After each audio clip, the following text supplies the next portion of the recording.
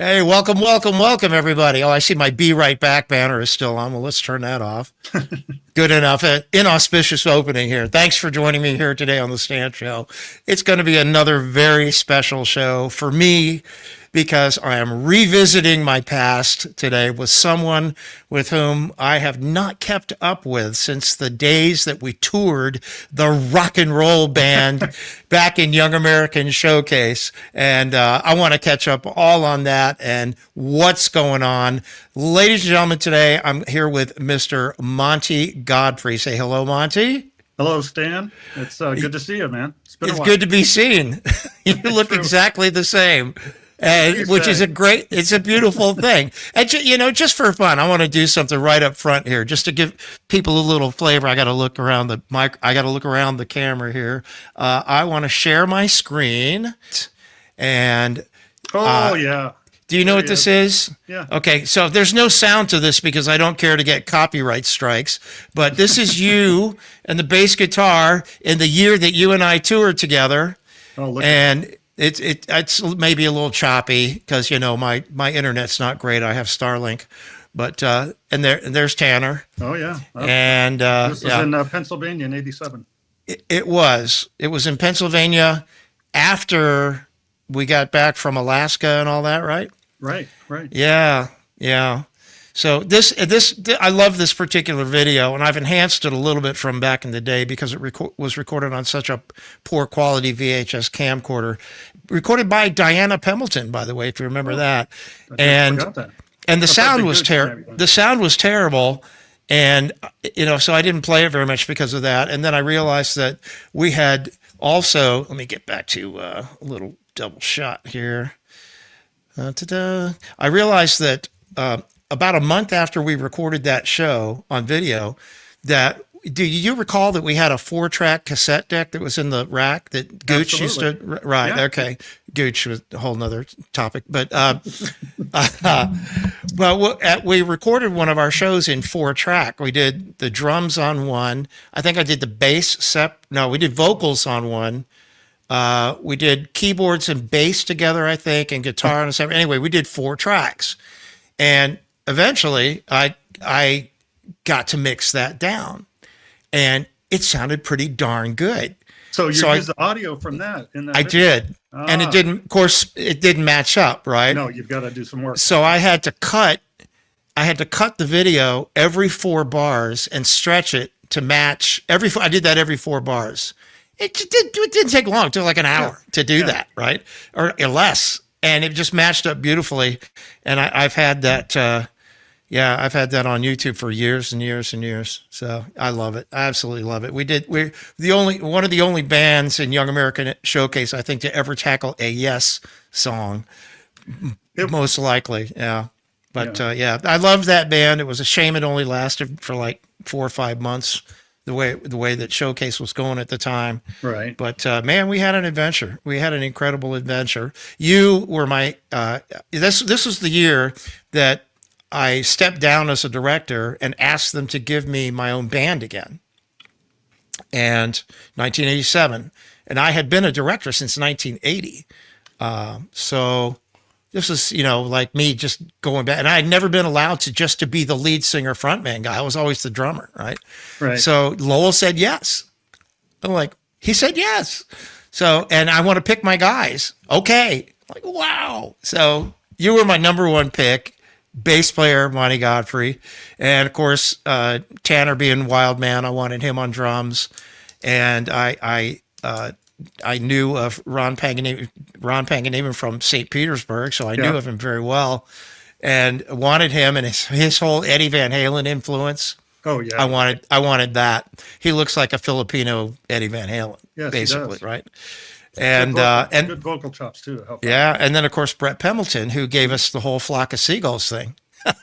Yeah, with his influence and all that. He's in St. Pete now too. I do know. He and Diana are in St. Pete as well. Now I'll be down there next weekend. I might look them up. Yeah, I made my escape three years ago. Lived there for 60 years, and then we got some good news about a inheritance we had no idea was coming, and so we were able to fulfill our dream of finding our dream house in Bryson City, North Carolina, and just retiring and, being happy with it. So much more has come with it since then, like the recording studio that we were able to build. And so I'm having a grand old time. I spend 8 hours a day up here. Fun. By myself, unless I'm doing a podcast with somebody else. But the reason we're here today is to get the Monty Godfrey story. And so I want you to start at the beginning and tell me, where are you now? You're in Nashville now? In Nashville, that's right. Nashville, Tennessee. And how long have you been in Nashville? I know early in 2025. I was in Charlotte before then, so. Oh, you were in North Carolina? Yeah. And I didn't even know it. Yeah, I was there for 6 years, I guess. Yeah. Well, we've been coming up to Bryson City every year since I was a little kid. And so I know the area very, very well. But of course, to Bryson City locals, I'm still a Floridian. But Right. that's, what are you going to do?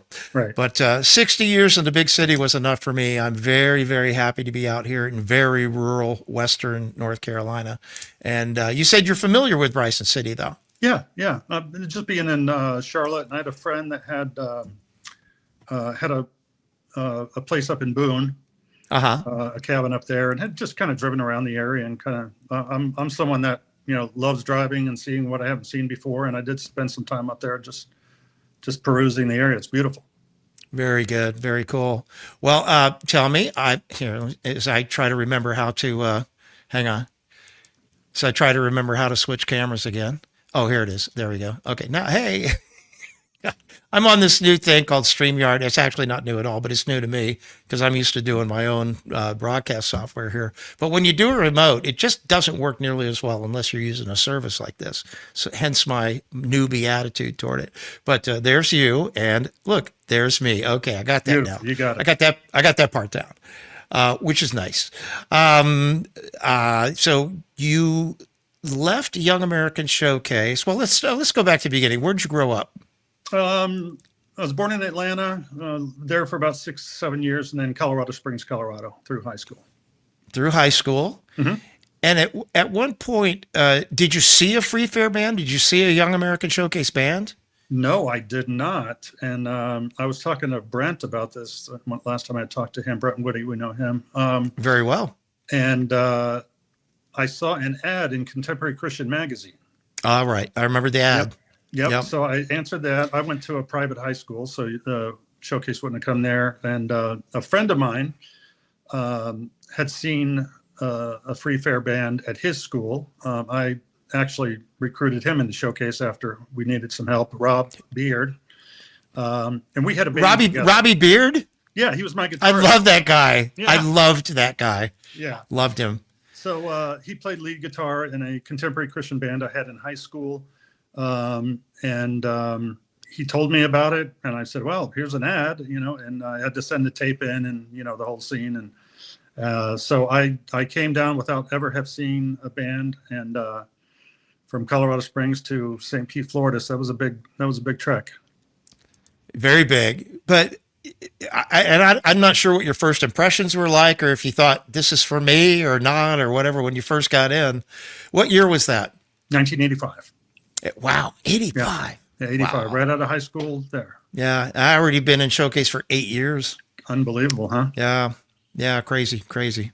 Wow. Okay, so you got there and you thought these guys are a bunch of weirdos? Not really. I didn't think so.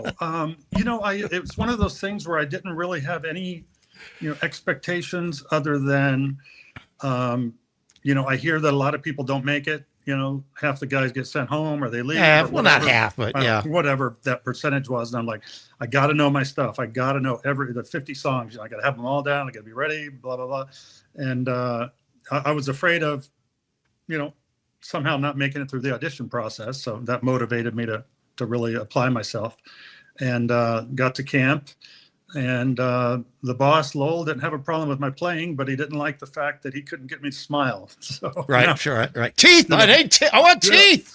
Yeah. So I'm there, and guys, he's going in. You're probably one of the guys that was coming through too, and just kind of checking out the bands and everything. He said in his Lowell voice, "I want you to put down your bass guitar. We know you can play. We've seen the tape. I want to see you smile. And he goes like, Yeah. and I was smiling. He said, not enough. Put your bass guitar down, smile, and the whole thing. And then once I made it through that little session, I said, okay, I'm good. Yeah, I imagine that was very awkward, but it's something you have to go through. I mean, Sure. it's camp. It's Yeah. your boot camp for and I don't even want to say for musicians. It's for to be an entertainer, Right. right? We learned all about how to talk to an audience, how to perform for an audience. It's all about love and energy. If you remember that, love and energy, love and energy, Right. and some of us totally took it to heart. Others were just so good at playing that we had to keep them anyway, even if they couldn't look, And a lot of times we had to depend on key people in the band to really be the entertainers and let some of the other guys be the really talented ones. But Right. really talent wise, if you could play your way out of a paper bag and smile and maybe even be a pretty boy that could bring some of the girls back to the night show, then you're in. You Right. were in. Yeah. So played. You played in high school. You learned how to play bass guitar then at that point. Yes. All right. My, what's that? Go ahead. Go No, ahead. my first instrument was the clarinet in 5th grade. So I know. I have a similar story. Okay. 5th grade, I picked up the trumpet, and you had to go before school to the school, but it was before school, and I figured out in about 6 months that I was never going to get any girls this way. So I know I about picked that. up the drumsticks, and boom, boom, boom, boom. Now, back in the day, when I was first in Showcase, I looked like I was about 14 years old, and I was, quote, pretty boy. Mhm. All right. And you know a little bit about that yourself. Right. You got a lot of the attention, the blonde hair, the big smile, the dimples, the whole thing. The girls screamed for Monty. Let's face it. You Long know time that. ago. Yeah. I haven't heard that in a while. Well, me, if I went out on stage now Yeah. with a Showcase band, that people would literally get up and run out of the room. Yeah. But yeah. So anyway, so then comes after you did a couple of tours, and then comes 1987, Right. the fall of 1987, when we put our band together, Mhm. a showcase, and Lowell told me, he said, "Now, if we do this, you're gonna be the guys who go to Alaska this year," which was only once every 3 years, right? Right. And only one other band had been to Alaska before us. So I'm like, whoa. And Karen, Yeah. my wife, is like, whoa, because she traveled with us. We'd been married Yeah. since 1980. That just seemed like a really cool opportunity. But let's go back because I want you to talk. I don't want to talk anymore. So basically, we hit the road. We learned some fun songs, not like some of the other bands were doing.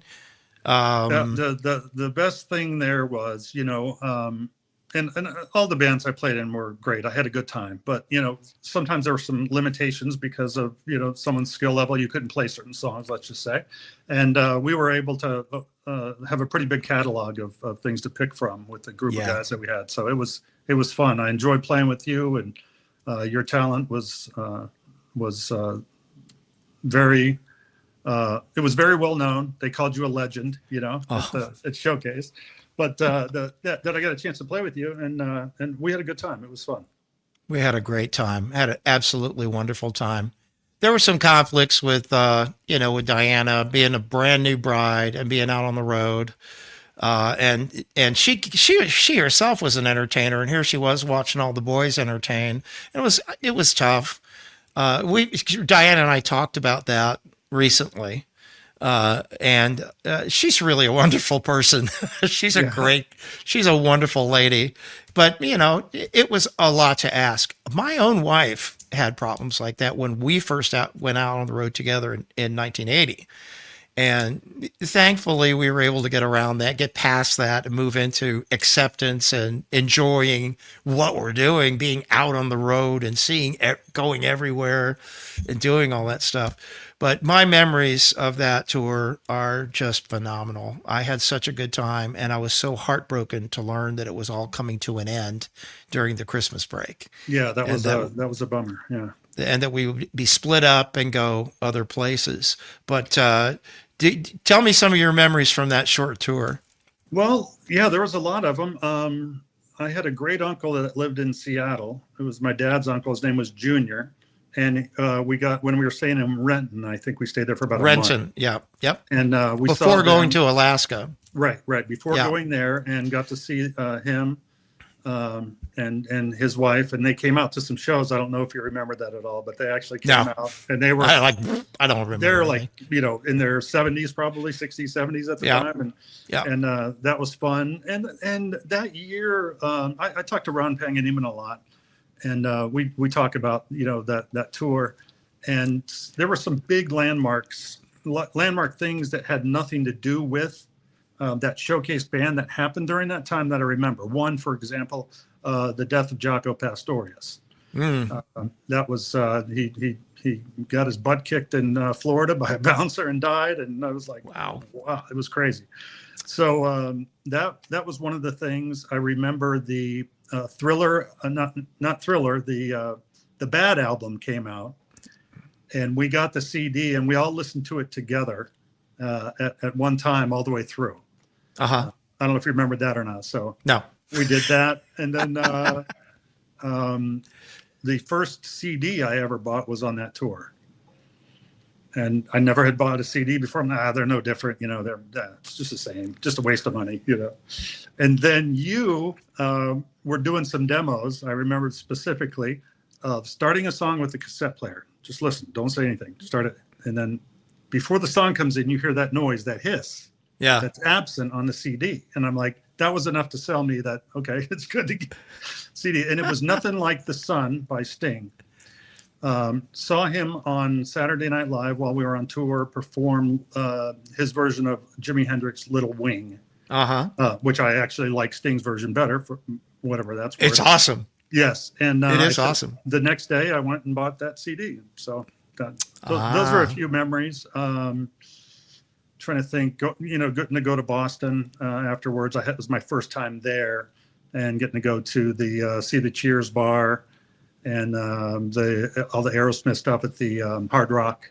So it was cool, but it was good. I've subsequently touring helped out a lot, but since then I was in another line of work, and I traveled and I made it to all 50 states. So I do thank a lot of I thank Showcase for getting a lot of those knocked out.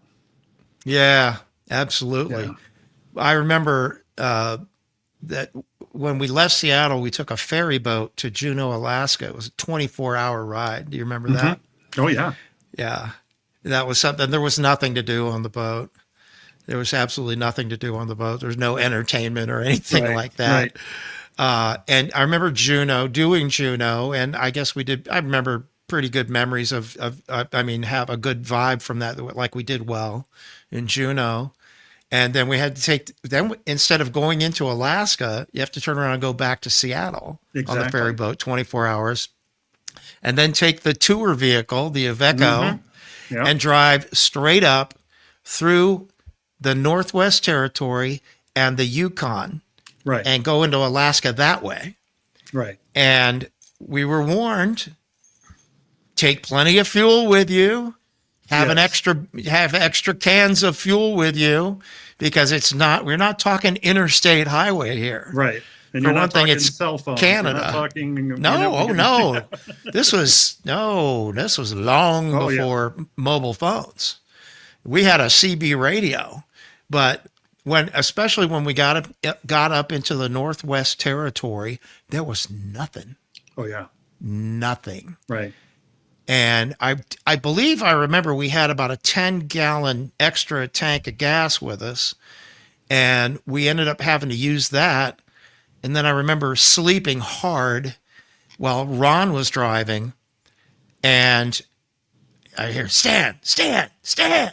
Like, Yeah. what? He said, we're going to run out of fuel, man. I said, I told you to get gas and talk. T-O-K, right? Okay, right. Talk. And talk. I told you to stop for fuel. It was diesel fuel, right? Told you to stop and talk for fuel. He said, there was nothing there. And there was nothing there. You pass by a sign that says talk, and there's nothing there, right? Yeah. And we ran out of fuel. Mm-hmm. We ran out of fuel in the Northwest Territory, and it was cold. Oh, yeah, I remember that well. That's kind of your story to tell. I know you've told it in a Freezing book before, cold. So what you said. And I remember that. I don't remember how long it was before this semi truck came our way. I think several hours.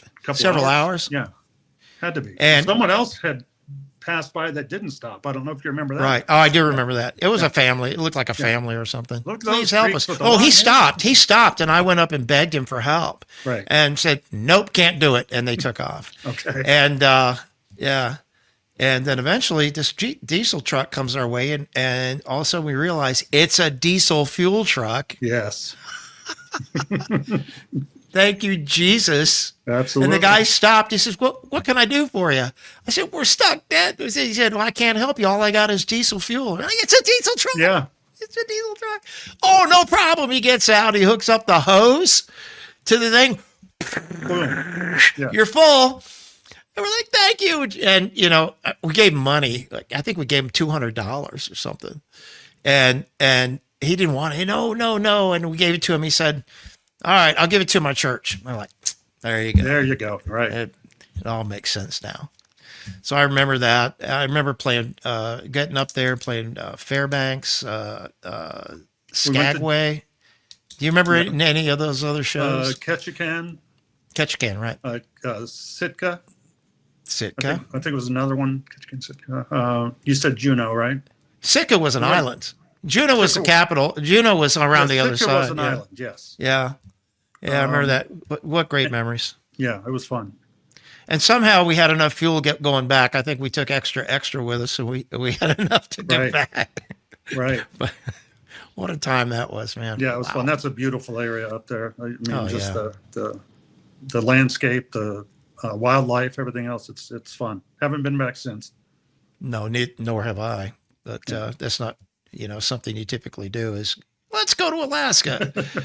Yeah, that was fun. And I don't remember too much more from the tour. I remember that it was a good band. It was well received. We had a lot of good audiences and just good times. And then just being heartbroken when Lowell called me and said, yeah, gonna split you guys up over the Christmas vacation.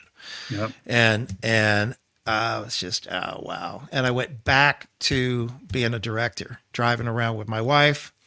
I don't know if you remember this, but they used to call me the Hatchet Man. Oh, yes. Because, it was supposed to be, Stan, you go to this group and work on the show. But that wasn't what the job was. The job was, you need to go to this band and fire this guy. Then you get up in the show, and then we'll send you somebody when we can. Mm-hmm. And the last time I saw you on the road, I think, because I think it was even the same year. I don't know. Maybe. Did you tour after that again? Yeah, oh, yeah. You did another tour after that? I did. It may have been that. I finished that 87 tour. Then I got married. My wife and I went on the road 88 and half of 89. So I had a little more time after that. Yeah, but you were still full-time playing at this point, and you may have been with the Jecklins. Was Ray Jecklin your manager at any point? You mean after 87? 87. I think I managed a band after that. I don't. Well, I remember going. I remember doing 6 weeks with a band. I thought it was in 88. I remember doing 6 weeks with a band as a lead singer. And I got a whole show of that on tape. I got that on YouTube as well, that entire show of that band lead singing. They were very metal. Mm-hmm. And so we got to do a lot of metal. It was fun. But I remember they said, we want you to go see this band next. And I knew that you were the bass player in that band. Right. I said, God, who do I have to fire? He said, nobody. You don't have to fire anybody. You just go and you have fun with that band. We just want you to, we know you've been working hard. We just want you to go have fun with that band. And we got there, I think, on a Sunday night, and you guys had shows the next day. And I got a call at 5:30 in the morning that says Monty has slipped and fallen in the shower, and he's injured his back, and he cannot play. Wow. I I'm forgot like, about that. well, I guess we'll cancel the shows then. They said, no, you got to play bass. You know how many times I'd played bass before that? Next to nothing? Never. Never. Okay. Never. And I had to play bass all week. I played bass all week. I even had to sing some. And my fingers were hamburger. These two fingers were complete hamburger. They said, use a pick. I tried to pick. I couldn't do it. Right. Absolutely retarded. And I had about 15 minutes to practice the bass before going on and doing that show. Wow. And I had to learn I had to learn that. And that was like, well, that's not so hard. But there were other things, you know. But you got it right, though. It was. So both hands, these three fingers were hamburger and these two fingers were hamburger. And I ended up, after a couple of days, I was in absolute pain, and I had to wrap them up in duct tape to be able to play. Thick. I had like several layers of duct tape to be able to play. And these fingers sliding on the strings even like wore a groove in the duct tape and was leaving goop on the strings and stuff from the duct tape and all that. But you know what? I wouldn't trade it for anything. Made it happen. It was an amazing experience. Yeah, Do you remember that? I had forgotten about it, but Yeah, I remember I'm sure you regressed it. probably. You repressed it, right? Right. Yeah. Oh man. Yeah, one thing Those were the days. Yeah, one thing I didn't know when we first, my first year, I don't if they told me and I just didn't want to hear it, or I didn't know it, whatever. That we were sponsored, so we were using PV bass guitars, and I got one for a graduation present from high school, and I was so excited to be using my guitar, and I got there, I'm like, oops. Yeah. But a little different. Yeah, I can't remember the names of those PV basses. What Surveyor. What was it? PV Surveyor. Surveyor? I believe so. Yeah. No. That doesn't ring a bell. That's not right. I'm sorry. It was like a T, wasn't it like the number T30 or something like that? Yeah. It was an ESP Surveyor was the bass that I had. That's why I threw that name in. There you go. Yeah. PV, but I don't remember. I don't remember what PV it was. But, yeah, it was a T30. It wasn't even their better one, which was the T40. All right. They gave us the T30s. Yeah. Free. Yeah. So. I modified one at some point. I from the 12th fret up, I made it fretless. I took the frets out, tapped them out, sanded it down. So I had a lower register was a regular bass, and then fretless on the top. So were you the one who put the slap shot on the bass for detuning? Yeah. I remember you did that. Nobody else did that. Yeah. You're the guy who put the slap. What is that? What it's called? The slap shot or something? Hip shot. Hip shot detuner, yeah. Yeah, so you can tune down to D, right? Great for metal. And then just click right back up, yeah. Great for junk. Yeah. Oh man. Yeah. Okay, so you continued touring, you managed bands, you got married, managed bands, and I left at the end of basically the camp in 89, I think, or was there a camp in 9? No, can't remember quite when. I know I did 12 tours. But at the end, I did camp, and I went out on the road for a few weeks. Karen and I both went to camp. We ended up getting a big load of money from Showcase because we hadn't been paid. Right. We were not getting paid. You remember that? I don't know about you guys, but we weren't getting paid. No. I remember that the staff was not getting paid. I did remember that. But yeah. But when the insurance money came through from the boat that had burned down, the Lady Barbara. Right. Burned down, right? And they got the insurance money from that, and everybody got paid. And for us, it was enough to put a down payment on a house back then. Wow. Our first house was $55,000, and it was a 2-bedroom house. Yeah. 1 bathroom, but 2-bedroom house, pretty, decent house with a front porch and a little front yard and all that in St. Pete. And so that's it. We got Yeah. off the road and we got jobs. I went back to Paragon Music, and that Wow, was a forgot time. about Paragon. Forgot Yeah, about that was them. a time. But you continued on. Were you part of the Joel Johnson showcase at all? I did come back for that. Yeah. So I thought you did. yeah, so '89 we did half the tour. My wife at the time, Shannon, I'm sure you remember her. We spent some time together. It must have been when you came out. I think when my back injury or something, you had spent some time with us because she remembers Karen pretty well. So I remember um, Shannon. yeah, so we got pregnant with my first daughter, and well, she did. You know, I understand. yeah, and we got off the road and had to get a real job. So we moved briefly back to Colorado Springs, and I realized that just no jobs there, or whatever we had that were suitable for me. So we had in the summer of 1990 we had Paige, and then we moved to Orlando, and I got into the timeshare business for almost 30 years. So that was my start Wow. there in Orlando, and I did marketing for them. And then, but I did take a break. I was there for 30 years, except a break to go. Joel called me to come out and manage and play in a Now, band. I feel like you're leaving some stuff out. Okay. You don't just get to say, yeah, 30 years later. Well, I could So- go back to that, but you mentioned the Worldwide Showcase, so that's what. Yeah. I did Oh, get back worldwide in there. showcase. Yeah. Yeah, I did get back in there, and some good guys there. It was very short. I don't know what happened. We ran out of money. You didn't come down for the album recording, did you? When we recorded the Free Fair album, Yeah, you did. yeah. With Okay. If I Knew Her Name or, Yeah. yeah. I recently redid If I Knew Her Name. Oh, okay. I did it in Suno. Oh, no kidding. You know what Suno is? No, I don't. Okay. Before we get out of here, I want to play you a piece of that Okay. so you can hear it. Actually, I redid the entire album. The entire album, I redid it. And Are you this guys was a band, or was that? are someone else? you guys a band? Yeah, the Yeah. Joel Johnson metal rip thing that he Right. did. Yeah. Yeah. But the entire there's like 13 songs on that album. I redid all of them, plus a couple others that weren't on that album that I had recorded. The song I did for Tim Brownell called Timothy B that I wrote after he died. Oh man, miss that guy. Yeah, it's a terrible thing. Absolutely terrible thing. Couple other things that I had written and recorded. I went through a period of writing and recording songs, quite a few.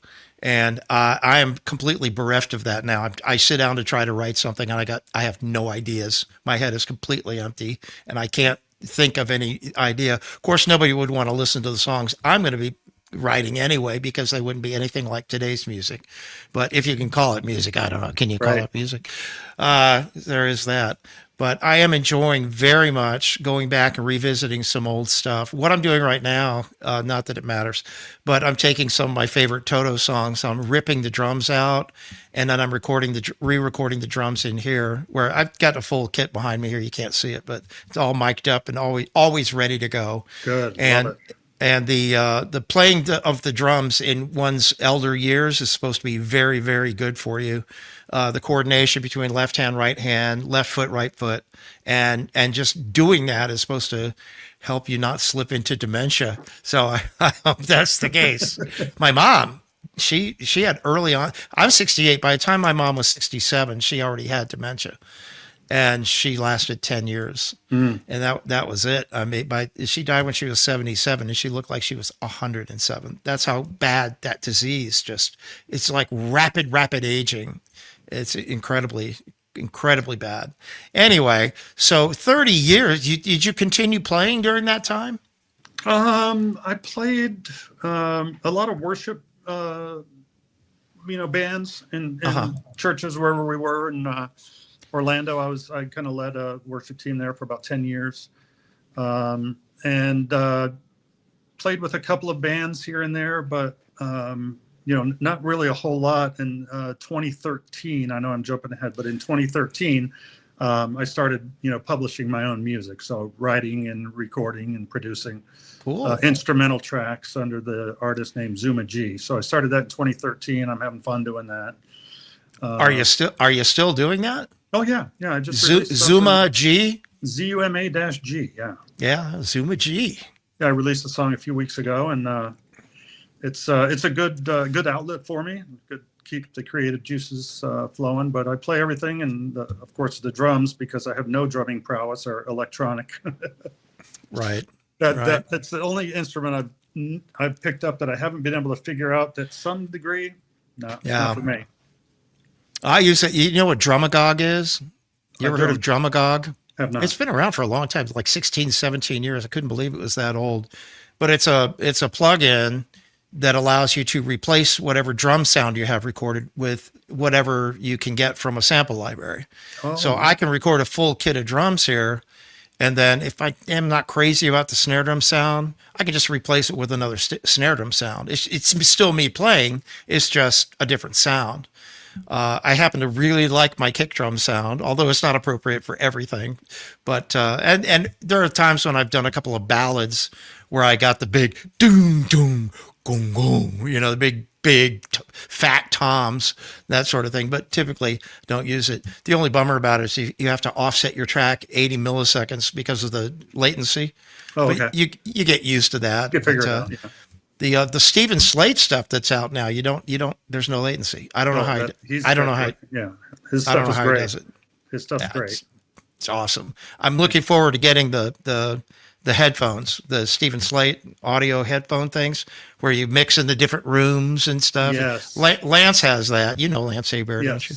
Yep. Lance has that, and he said, "You got to get it, man. You got to get it. You got to get it." I said, "Lance, it's $500. I'm a retired man on a fixed income, at least for now." And yeah, he said, "Oh, you got to get it." Like, oh, sorry, man. Yeah, I talked to a guy here in Nashville that the showcase guy, Roddy Fisher. You know him. I know Roddy Fisher, yeah. And anyway, so he got a pair of those, and I'm wanting to check them out. Well, Lance absolutely raves about them. He absolutely raves about them. They're down to $350 now, and they might have gone up after Christmas. I don't know, but I saw that he was introducing some new level, and the new level I think was going to be the $500, and you could get the previous level for $350, the one everybody raved about.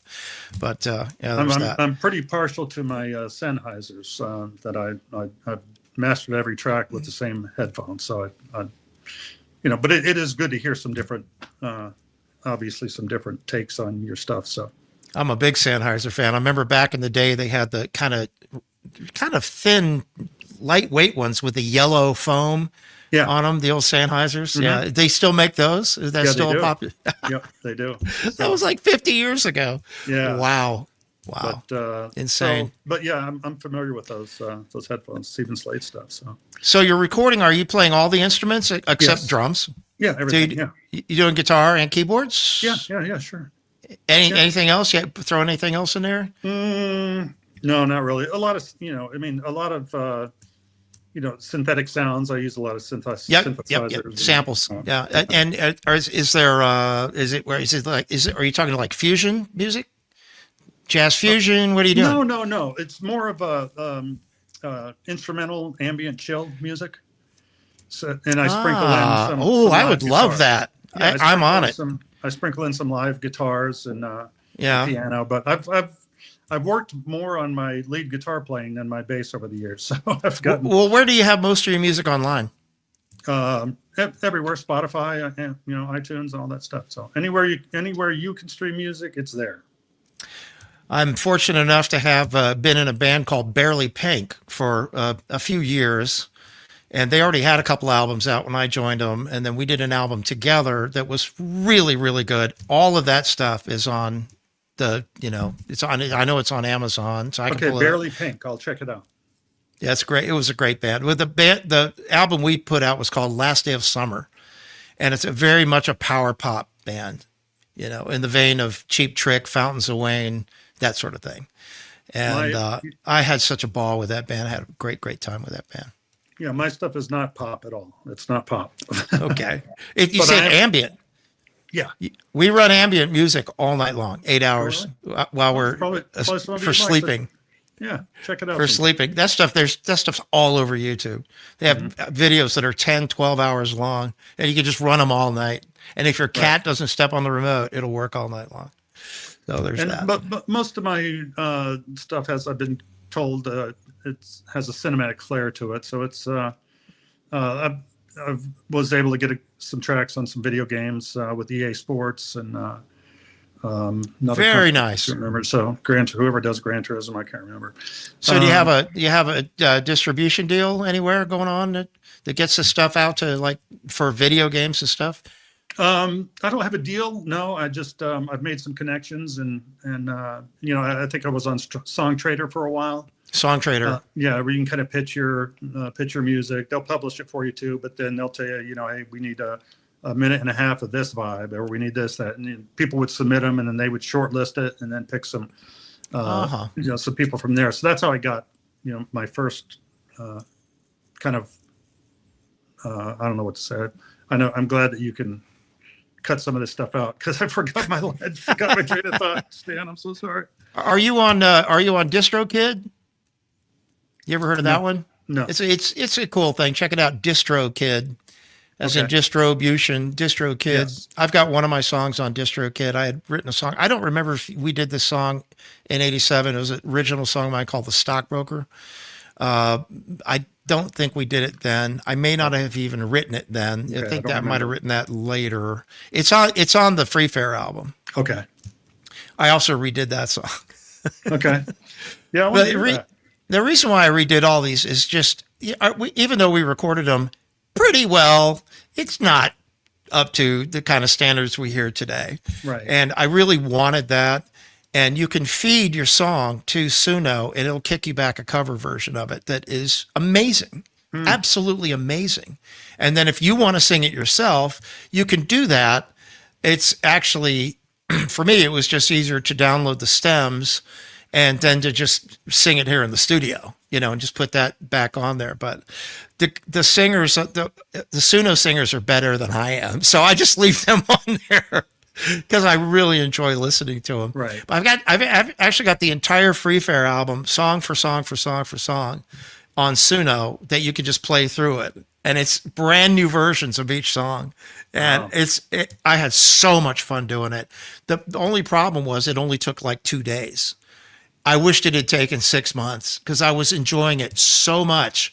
But Suno is so good at doing what it does. Right. And because they get a lot of flack for people saying, "Oh, okay, make me a band. Give me a boy band and give it a cool name and give me 12 songs," and then it just does it.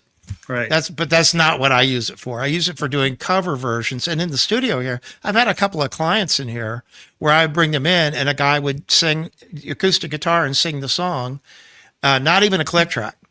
Not even a click track. Wow. And then I would feed it to Suno, and it would give you a fully instrumentized version of that back. And if you didn't like it, it'll give you 2 versions. If you don't like it, do it again. Don't like it, do it again, do it again. And sometimes I do that 10, 15 times before I get one that's like, oh my goodness, this one is perfect. Yeah. Absolutely perfect. It's totally worth it. And cheap. It's so cheap. You burn like 10 credits doing one generation. And when I had originally paid I don't know what it was cheap though, like maybe $30 or something. Wow. I've never paid again. And this was months ago. And I still have credits. Like, I don't know how that works, but SUNO. Yeah. Just for fun. I mean, because I did, like, Brent Woody had 2 songs on that album, right? He had 2 of his love ballads on that song. He had Take My Heart Away and, what was the name of the other one? I don't remember. But I just fed him into there, and it would kick him back with saxophone.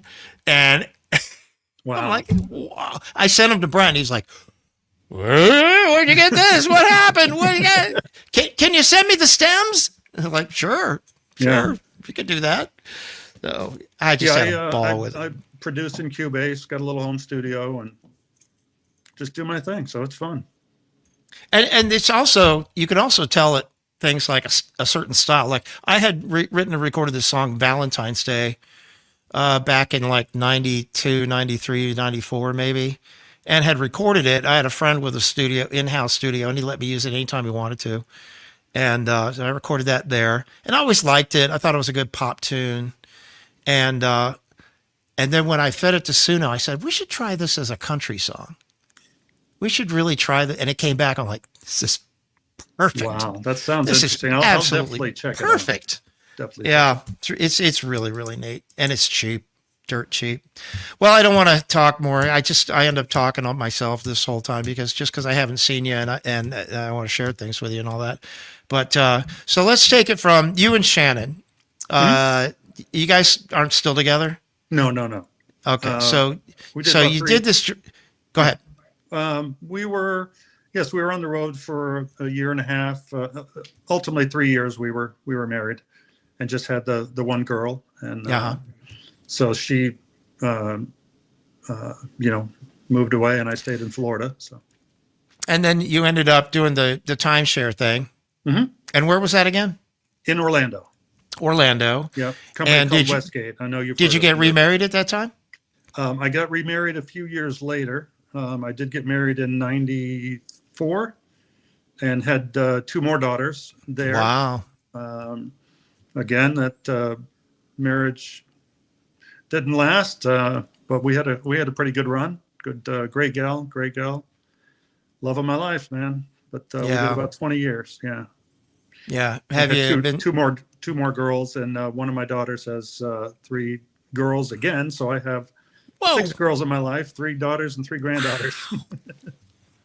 So where you are in Nashville now, do you get to see them at all? Oh yeah.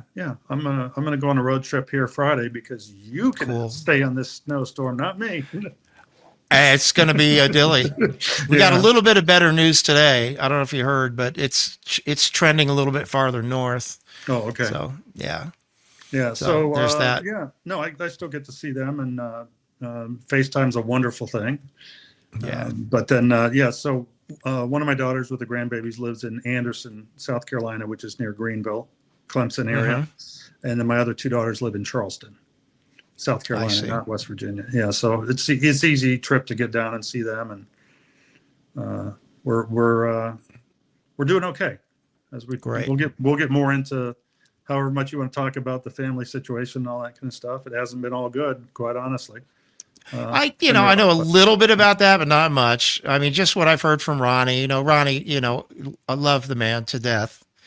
He, my favorite guitar player I ever toured with, worked with. And I wish that we had the opportunity to work more together after Showcase, especially both being in St. Petersburg, but it just never really worked out. I've been in and out of so many bands, Monty, so many bands in St. Pete. I mean, it started off with playing with Gary Colosi in a wedding band for several years while I was working at Paragon. I ended up quitting completely and going full-time music with a band called Ooh La La, who played 6 nights a week, mostly in Tampa. And that's where my life started going off the rails, big time. Yeah. And I did that for just a couple of years. Ended up in a hard rock band called Signal 20, where I was the lead singer for the first time. I was so excited to be the lead singer of a band, and did that. That only lasted a year. Most of the bands I was ever in only lasted a year, 2 years at the most, simply because somebody just showed up one day with a, chicken bone coming out of their nose. It's like, don't want to deal with that, right? Yeah. And so, or somebody would unplug a guitar. I'm finished, and it'd walk out the door, and then that's the end of that. Yeah. One band I rehearsed with for 2 months, and we did one show, and that was it. It was done. After that, I don't join a band for endless rehearsals. I want to play. Some guys in Charlotte, we rehearsed so much and we had no gigs. I'm like, well, why are we doing this? I mean, so. Well, it was it was kind of a miracle that I got involved with Barely Pink. They had been around St. Pete and recording albums and had done some really fun stuff around the country. And they're breaking up. And I called the lead singer, who I knew not well, but I did know him. I just said, hey, don't break up. I'll be your drummer. He said, okay.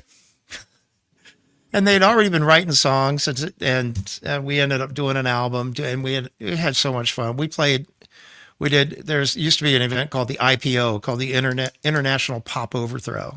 They had it in different cities all over the country, even all over the world. But we got to play in L.A., Chicago, New York. We opened for Cheap Trick down in St. Pete at Janice Landing, or Janice Live as it's called now. Just we had so much fun doing that, and the music was right up my alley. Got to do a lot of fun music. Since we did a lot of covers. We had to do a lot of covers because there was only 3 albums worth of material, and most people would never even relate to most of it. But we had a ball. We had an absolute ball. That led into another thing called the Vodka Nauts, which was very hard to describe the Vodka Nauts to you, but that went on and on and on for years. Ended up doing for the WMNF radio station in Tampa, we did Pink Floyd The Wall, the entire thing. Oh, nice. We picked up an extra guitar player, 3 girl singers, and we rehearsed for a month, and we did Pink Floyd The Wall, man. We wore uniforms and everything. Oh, do you have a video of that anywhere? There's some clips. There are some clips on YouTube from it. It was the 30th WMNF 30th anniversary of The Wall, and we ended up doing it in Largo, and then we did it in Tampa, and I think we did it one other place. Can't remember. But yeah, some great experiences. I had a horn band for 1 year. When I was lead singer for a horn band for 1 year. And that, again, outrageous. Did some stuff for WMNF with that band. 1 year, boom, done. Yeah, so much of that. Have you had any of the other guys that we played with in that 87 band on here? No. Oh, Ron, you should get Ron on. I don't know if he'd want to come or not, but I talked to Ron. I talked to him yesterday, as a matter of fact. I said, dude, I'm coming to Florida next weekend. He said, what are you doing here? I said, I'm getting out of the snow. So I'm going to go to Daytona. I'll go across to Tampa. And then he said, oh, we got a gig on the 31st. He said, you want to sit in on bass with us? I said, yeah, just tell me what song. So that'd be fun. It's his band's called Red Zone, but we're going to, I think I picked out Good Times, Bad Times, which I believe we did, right? I don't remember. I'm still trying to put together a Led Zeppelin tribute band. Oh, wow. Still. Yeah. I'm still trying to do it. I wouldn't play drums, though. I'd be Robert Plant. I've got a fella here. I've got the kit. I've got the drum kit. I've got the Bonham Vista-like kit. You can see, I don't know. Can you see my full picture here if I go like this?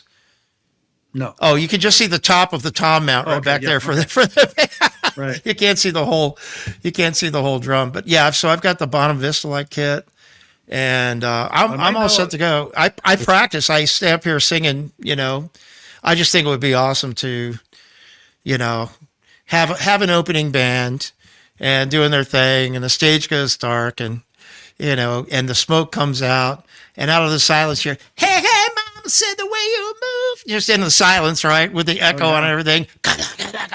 That would be so much fun.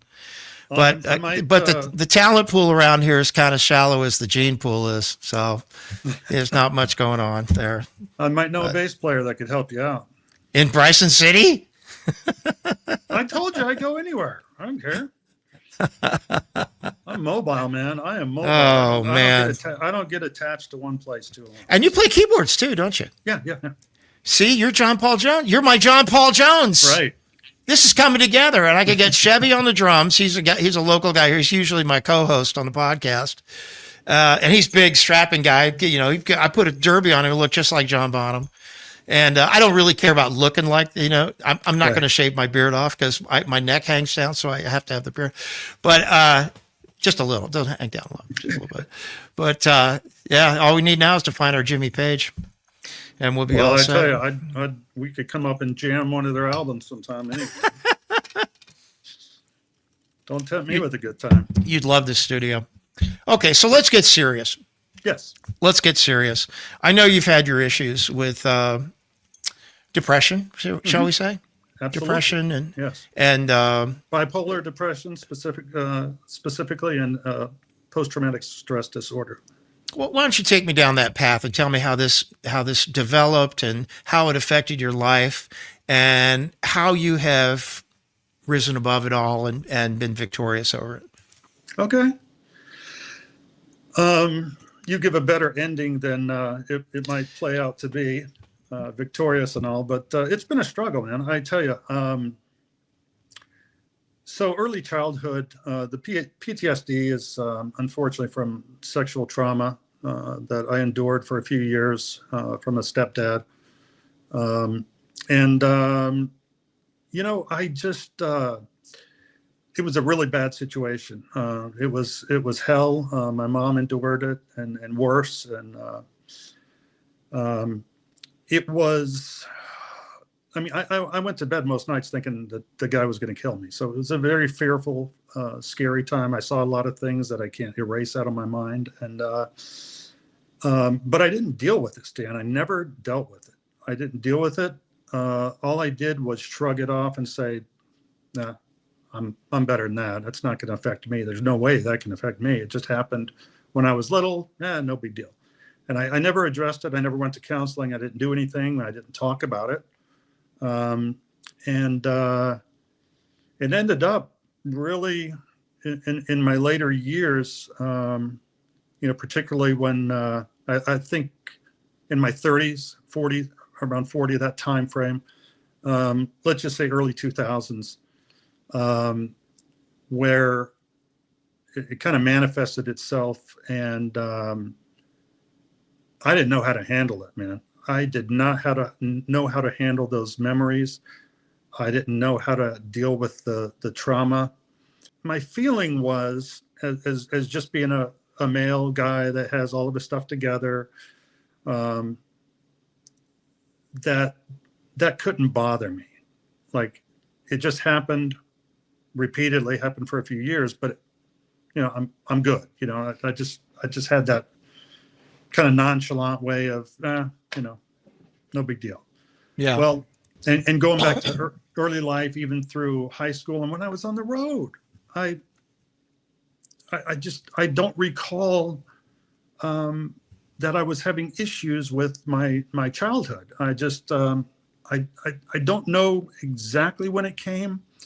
I know the first time that I had serious depression, and that was 92, 93. Again, because of some decisions I had made that I regretted. And the person that was affected there, we've talked through it, and I've been forgiven, but it was it was. I didn't want to be alive, man. I did not want to be alive for the really the first time in my life. Felt like I wanted to go away. Moving on past that, I did some counseling because people told me I needed to make a partner happy or to make a family member happy or what have you. I'll do the counseling, just to pacify them and placate them, I guess is a better word. But I didn't do it. Right. I went there and I got nothing out of it because I put nothing into it. Right. If you go into those situations and you're not talking and you're not opening up, which I would not, and it's one of the hardest things in my life for me to do is to open up about things like this. That's why it's uncomfortable even talking now. Even though I've shared my stories, my stories several times, it's still not fun talking about it. I was about 10 years after that, I was diagnosed with bipolar depression. Which is very dangerous if it's untreated. For me, it's very dangerous. If I'm not treated with, therapy, medications, and I'm having a bad time with the bipolar, I just don't want to be here. I don't want to be alive. It was very easy for me to think about life, without my wife at the time and just, being by myself or doing whatever. And I guess I was just like, I can get another girlfriend, I can get another wife, I can whatever. It just there was really nothing, wrong, like anyone did anything wrong in the marriage or anything like that. It wasn't like that. It just, a couple of fights and it's not worth it. That was it. But when I recall like it was yesterday, and I'll try to hold it together. But I took her. Her dad lived in the Panhandle in Florida, so I took her to her dad with our daughter Paige, that was about a year old, and got all of their stuff. And I was driving back, and I remember seeing Paige there in the rearview mirror as I was leaving, and I was not prepared for that, man. Yeah, it hits you, didn't it? It hit you hard. It hit me, and then I thought, man, maybe we're really doing this. Yeah, we're actually really doing this. Really doing this. And the distance from when you're in your 20s, you don't have a lot of money, and the distance from Florida to Colorado, right, is difficult. And so I had a lot of regrets, about that, and just feeling like I didn't really try, for my daughter. And our relationship suffered, because of that. It's I think it's very good now, but there's been some ups and downs. But she's a great girl, and so that stuck with me. So that memory and that thought at the time was more troublesome than my childhood. Right, the childhood thing was not really dealt with, but it wasn't really keeping me down on a daily basis. I didn't go to sleep every night thinking, oh, that happened. Whatever. Well, you had a lot of time as a survivor. You had a lot of time to heal, right? Just personally heal, right? Yeah, but reconcile it. Yeah. Yeah, but that was different because I thought, this was a decision that I made, right? I made the decision to walk out on the marriage. I made the decision to, not try harder for my daughter, and that ate at me. I didn't look at myself in a very positive light, when I think about that. But, so moved on, still in Orlando. And that is when she was born, she was a month old, I got started in the timeshare business there.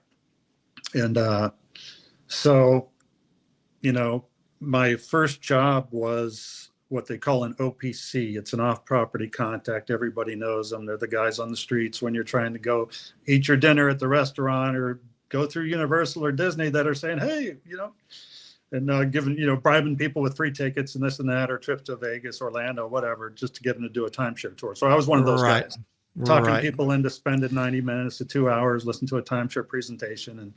And it came very easy for me. I was good at it, And I think even, and I said in the book, Lowell's book, the audio book that we did, that a lot of concepts and things that I learned in Showcase served me very well in business life.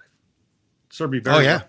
Oh, yeah. And just the ability of just communication, for one thing. Well, it's selling yourself. I mean, absolutely. I mean, you come out of high school and you don't know, shit from Shinola.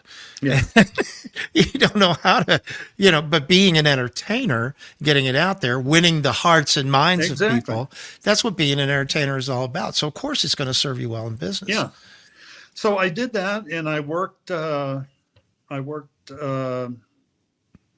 like crazy, just working my way up in the business. And I met my second wife, Audrey, who we worked together for the same company. We were both in the timeshare business, and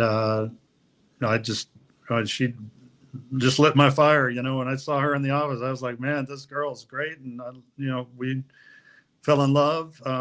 She actually did not think she could have children. She told me we can't have children because she had tried in a previous marriage and had some issues and was told she couldn't have children. I was like, oh, okay, well. Wow. So I was kind of like, I don't know if I want more children at that age. It's only a couple of years after, Paige was out of my life, to some degree. And I just was like, okay, that's fine. And then were shocked when she got pregnant. We were doing nothing to not, because we didn't have to worry about it. And we just, So she got pregnant. We had Miranda, my second daughter, in 96. And who picked that name? I don't think it was me. Okay. I don't think it was me. I don't know, Miranda. But we did go with the M's for my daughters. Now, Paige is her middle name. She goes by Paige.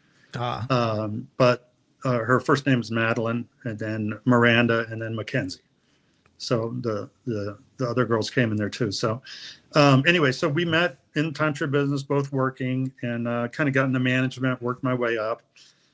We had the girls. We were living in Orlando, bought a house, sold a house, bought a bigger one. We're doing pretty well.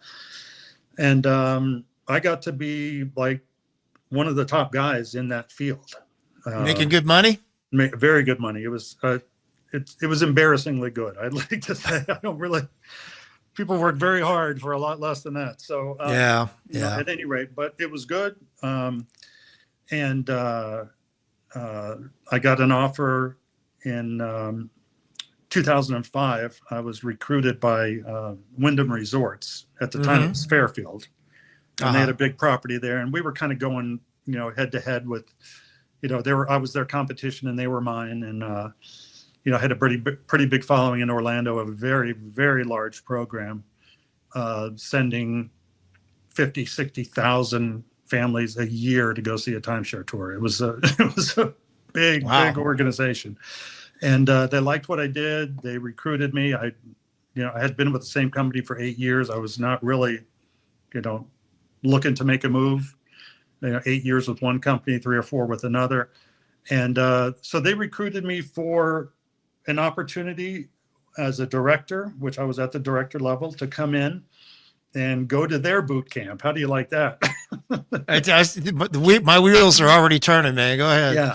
So basically, here's what the deal was. You're going to come in. We're going to pay you. So at least what I was making, they matched that. So I didn't have to worry about, I'm making less money. So, and I go in and basically learned all of their systems, all the ways that they do things, their culture. It was called Fairfield University.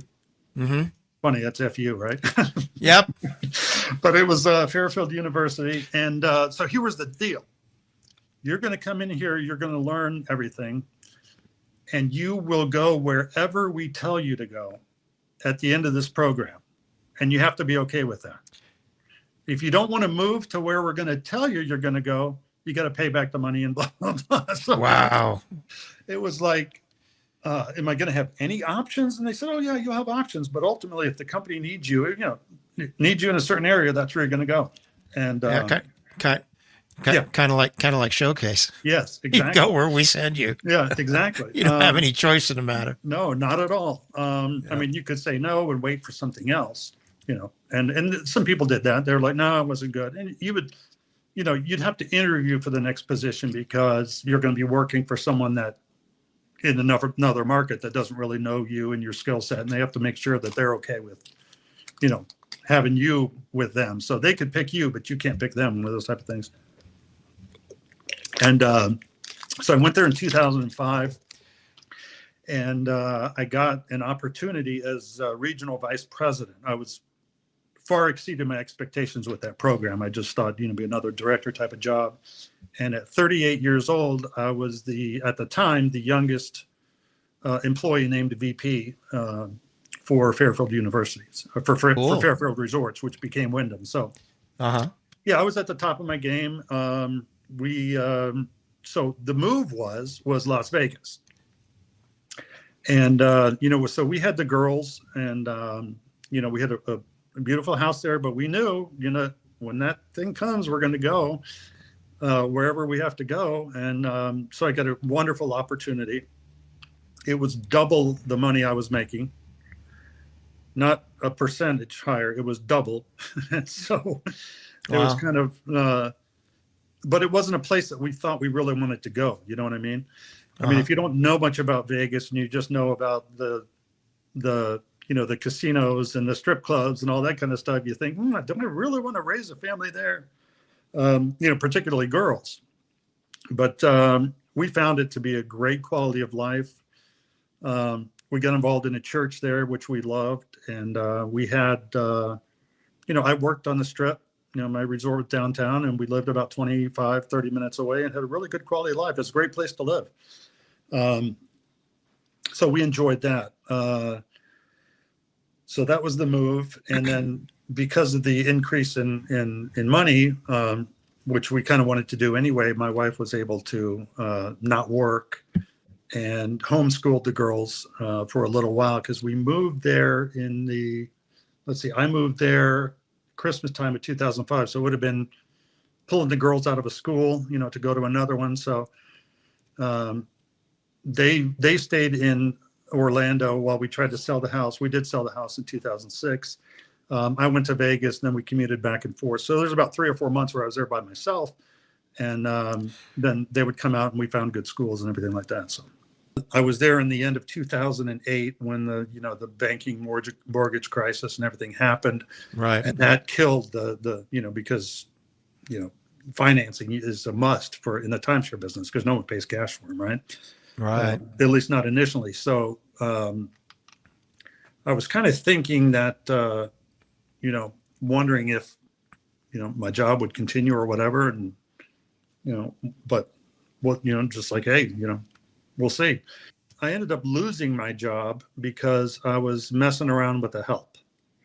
I was having an affair with another VP there, and it had lasted for a while, and kind of got out of control. And I had a meeting with HR, and they asked me about it. And I said, no, I didn't deny it, but I said, I don't want anyone else to know this. I can't tell my wife. I don't want anything to happen, blah, blah, blah. And so they said, well, you'll need to resign then, because otherwise we are going to have an investigation. People are going to know about it and blah, blah, blah. So I quit that job. And what I did is I did go home and tell my wife why I had to quit my job. And that was in 2008. I went to counseling. I got medications, and really said, okay, I'm out of control. You can't just ignore this stuff anymore. You have to deal with it. You got to get fixed, because I was going down a road where it something had to happen. Right. So I got some counseling. I got into some programs. I got medication, and it kind of, it helped. But there's times where still it's just, it's bad. And, I was hard to live with. I had some very violent, temper outbursts. Audrey and I decided to stay together and try to work through it. And, it was never the same. It was never the same after that. Right. Our girls didn't know. She didn't want them to know, just wanted to work on it and, protect them and try to keep the family together. I lost that job, so I was going to have to be looking for work, and there was no work because it was just before, this is August of 2008. So it was just a couple months before everything shut down in the business. So people that I would talk to about employment, someone flew me out to Indianapolis. I ended up being a VP there for another company. A company in Indianapolis wanted to fly me and Audrey out. At that level, they want to make sure your spouse is in the deal too. They want to make sure, because you're working a lot, you're traveling a lot. They want to make sure that everything's good and that we had a really good time. I was very impressed with the organization. They were impressed with me, and they said, let's put something together. And we flew back to Vegas. I was encouraged, and I got a call 1 week to the day later. And the president of the company said, I just laid off half the staff. I'm not going to have an opportunity for you. Ugh. So I said, okay. And, I had some money. I had some money set aside and some stocks and things like that. But when you're making big money and you're living the American dream, right? Whatever you're making, you're spending more than that. Right. And so I had a big nut to cover. And I just said, we got to go, we got to wait this out, because I'm not going to get a job at all. Mm-hmm. It was about 8 or 9 month gap. And so we moved back to Florida, moved to Orlando. We had, like I said, we had sold that house there. So we just rented for a little while. I took a little job for about 6 months. And then that company in Indianapolis called me again and said, okay, we're back in growth mode. We're hiring. We got something for you. And life was good again, at least, financially and career wise. So moved to Indianapolis. You did. You actually went all the way to Indianapolis. Yeah. We went to Indianapolis. Took the family. Yep, took the family. Hated everything about that job. I mean, it was terrible. I couldn't stand my boss. I couldn't stand the environment. Well, let's face it. You lived in Vegas, baby. Yeah, and the weather that'll ruin you. That'll ruin you. The weather in Indianapolis is terrible. Yeah, we just didn't like it. But when you need to make a certain amount of money a year to pay your bills, you stomach some things, right? So, we made it work, and I think the years there were pretty good. I was still working with some therapists and trying to get, just the medications and the treatment, just right. It's always a moving target. Even now, 20 years later, we're still tweaking and working on some things. But moved to Orlando briefly, moved to Indianapolis. Then the beginning of 2011, my boss came to me and said, "Hey, we're having to eliminate your position." I said, "Okay." He said, "But we want to keep you with the company." And he said, "We'll keep you at the director level, but you're going to have to move. And we have two options for you." Here we go again. Yes, two options. New Hampshire. And I said, "No, I don't care what the other one is, but no to New Hampshire. So you have your pick of any place you want to send me, and I'm going to go there." And it was a very desirable location, Charleston, South Carolina. So that worked out. We moved to Charleston. Same thing again. It was in the middle of the school year, so I moved down, found a place, found a house. They finished school there, and then moved to Charleston. Lived specifically in Mount Pleasant. Great school for the kids. Again, I was active, with a good church there, and so family was good. We loved that place, and they are all still there to this day. Audrey, my two girls, except Miranda, that I told you had moved with her after college, to Anderson. So we loved it there, absolutely loved it, and I got fired from that job. Because of numbers. So they were firing me because I wasn't having my numbers or whatever. Make a long story short, there was post-employment litigation. I won, and I'm contractually obligated to say nothing more about it than that. We decided, okay, Dad's going to move to take whatever jobs I got to take. You guys love Charleston. You're doing well in school. You guys stay here. So I moved around for the next several years while they stayed there. We kept the house. I would fly back and forth. They would fly to see me, but I made a lot of stops. Atlanta, Houston, Phoenix, Myrtle Beach, back to Houston, and LA. Yeah. Wow. So we were still married. We were, kind of working on our marriage, but we were married. We were married. Things were good. Other than living apart, we had good times together. The family was pretty healthy. Mm-hmm. And then in 2017, now we're back to where we're in Charleston, and something happened with one of my daughters that didn't sit well with me. And I did the most deplorable thing I've ever done in my life. The single worst thing I did was June 1st of 2017. Earlier that day, my daughter was graduating from high school. This is my youngest. And something happened, and I chose to deal with it in a very poor manner, despicable. And I didn't say anything. We went home. I didn't say anything about the situation, I just said, I'm going to go back to LA. Didn't talk. I just bottled up. I was mad. I dealt with my thoughts and my anger, but I didn't show it outwardly. And about, I don't know, 2 or 3 hours into the 5-hour flight, I put a horrific Facebook post, and it aired out my dirty laundry. I alienated almost everyone in my family. I destroyed my family, Stan, on June 1st, 2017. Good. And girls wouldn't talk to me for a year. No, couldn't see them, couldn't talk to them. Things were bad with the marriage. It was bad.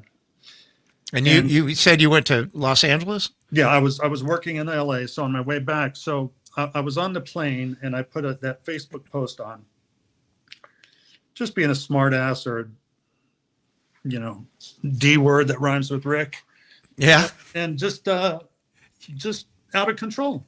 I was out of control. And my defense mechanism that I've had is, when I'm hurt, I'm lashing back, and you're going to hurt worse. Everybody's going to hurt. Yep. Everyone. And I laid out my family. I even had called out the person that I had an affair with by name on there. So now that's public. Yeah. And I don't know what happened there, but might have blown up her family too. I don't know. But I mean, it's just, I did that, and I called out my parents about stuff. I just was out of control. I shut the phone off, went to sleep on the plane, and when I woke up, my phone was blowing up. And I remember specifically the voicemail from my sister screaming in hysterics, "Please take that down, take that down. Mom can't see that.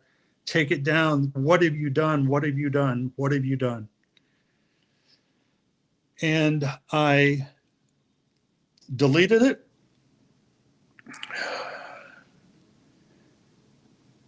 And then the remorse and the regret set in, and the terror. There's no coming back from this. You got what you wanted, Monty. You wanted everyone to hurt bad. Well, guess what? You got what you wanted, and it sucked. I went to my place in LA, Mission Viejo, which is in Orange County.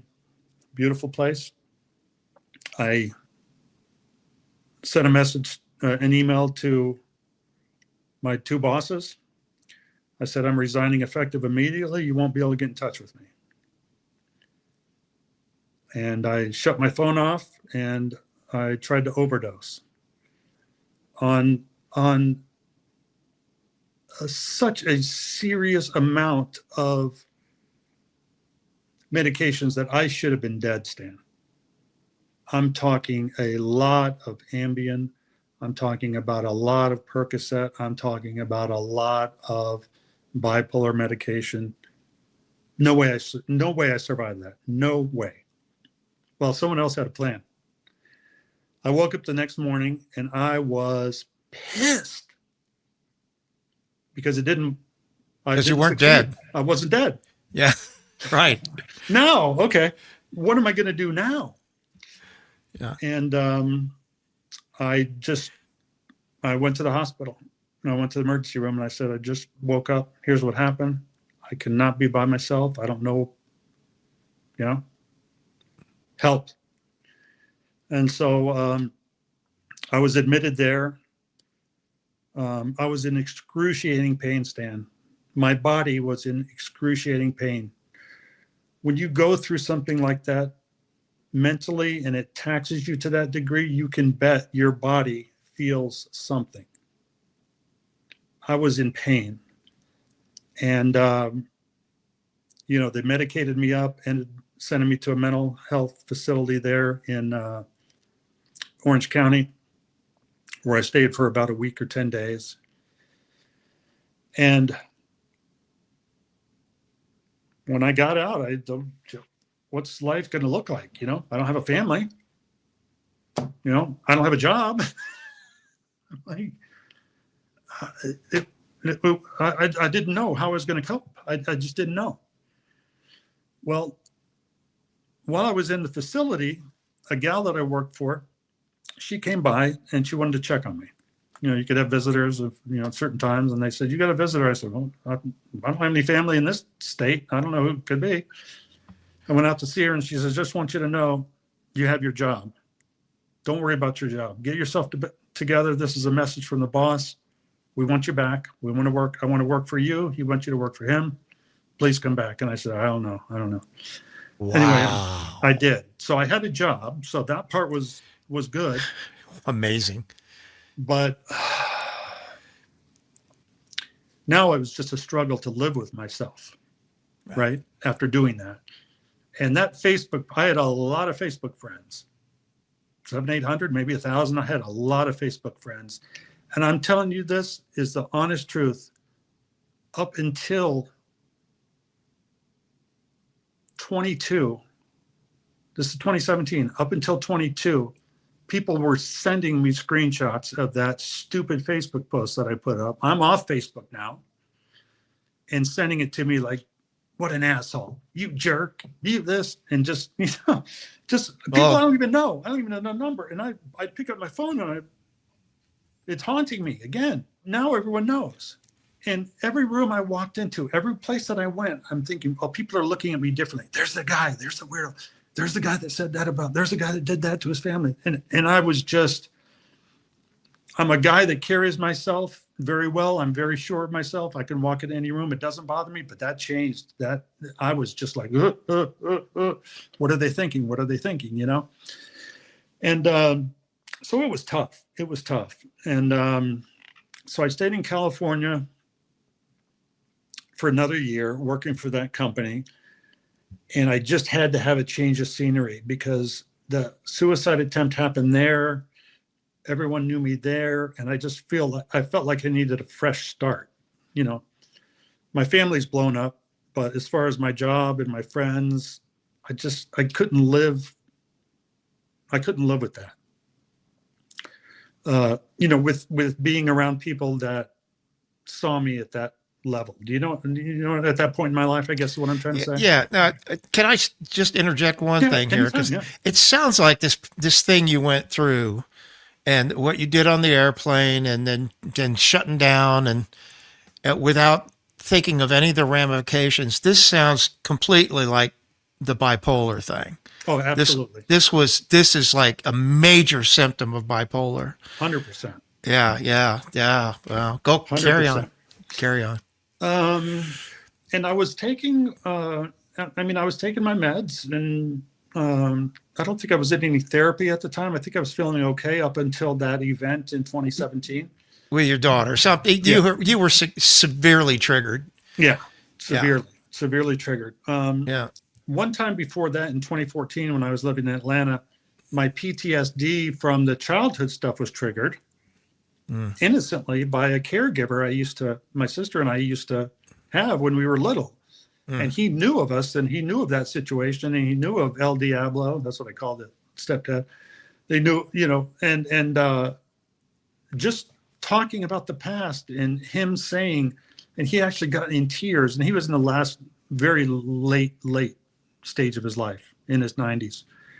And he said, "Oh, I'm so glad you guys got out of that situation. I'm so glad that your mom rescued you in the middle of the night and took you to Colorado, and you guys lived and this and that."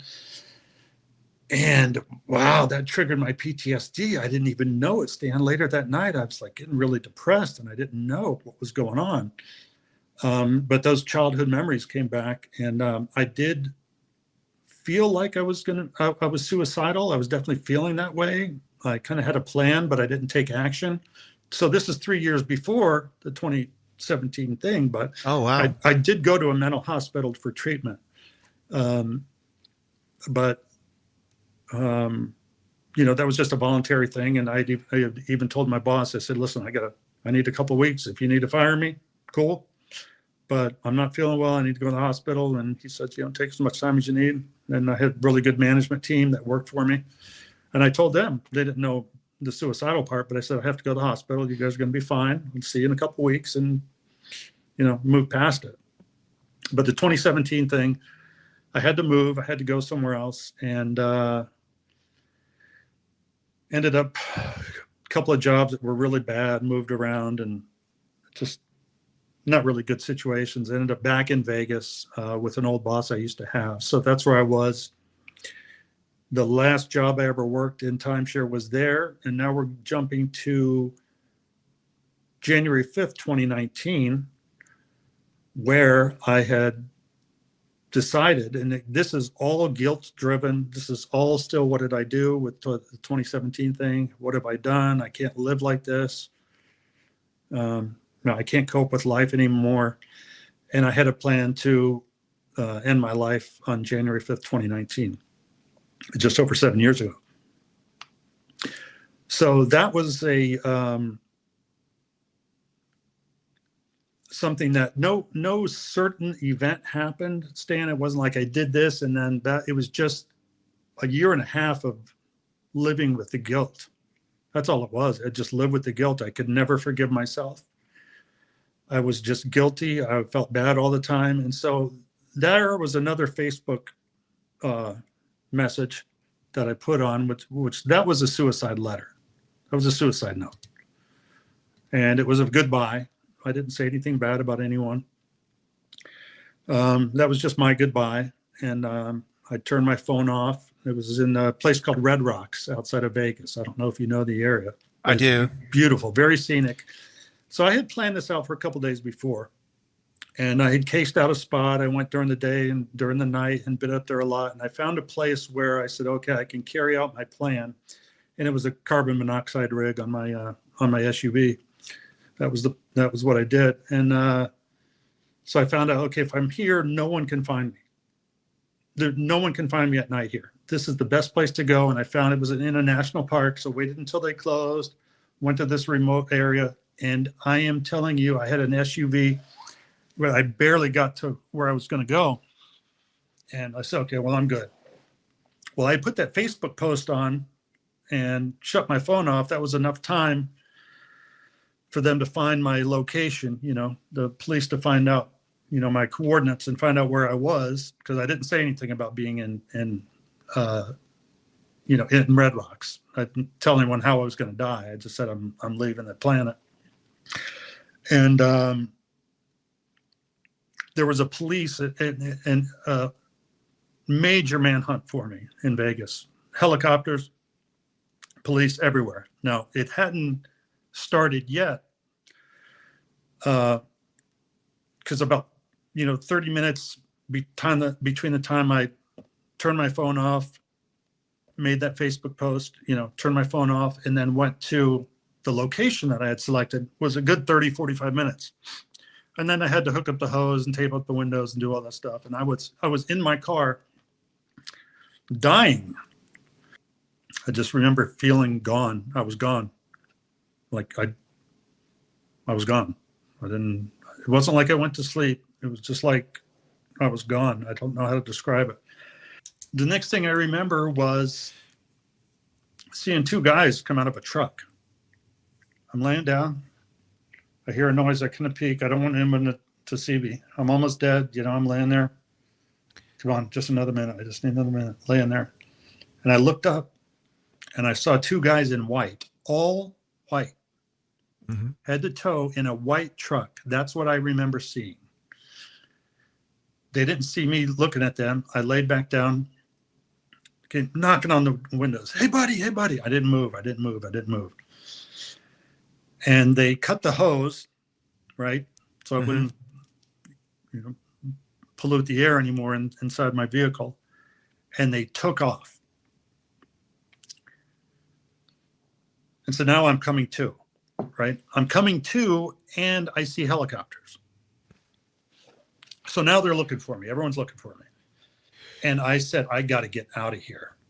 And as the police vehicles were, just as they were getting to the gate of the national park, I made it out of there. And all the cars, everyone still went in there. They didn't know I wasn't in there, but I had gotten it.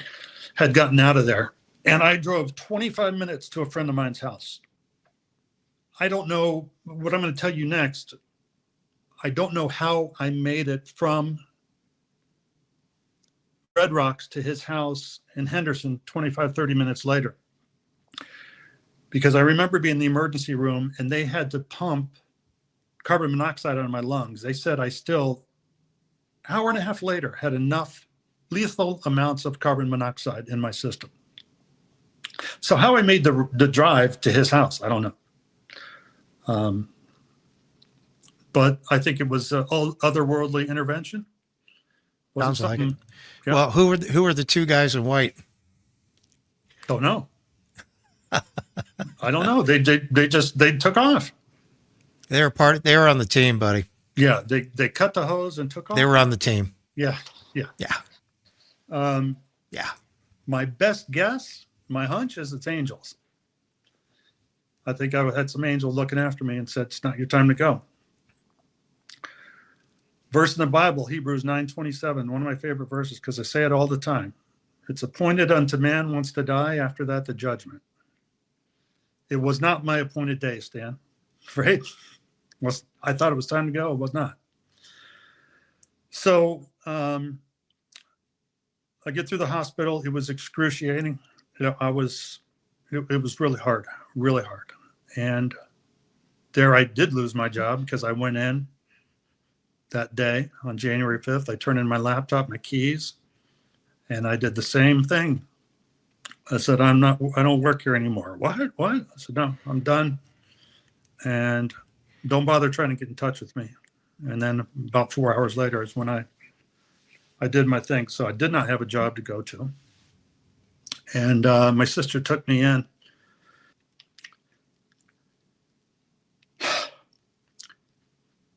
My sister saved my life.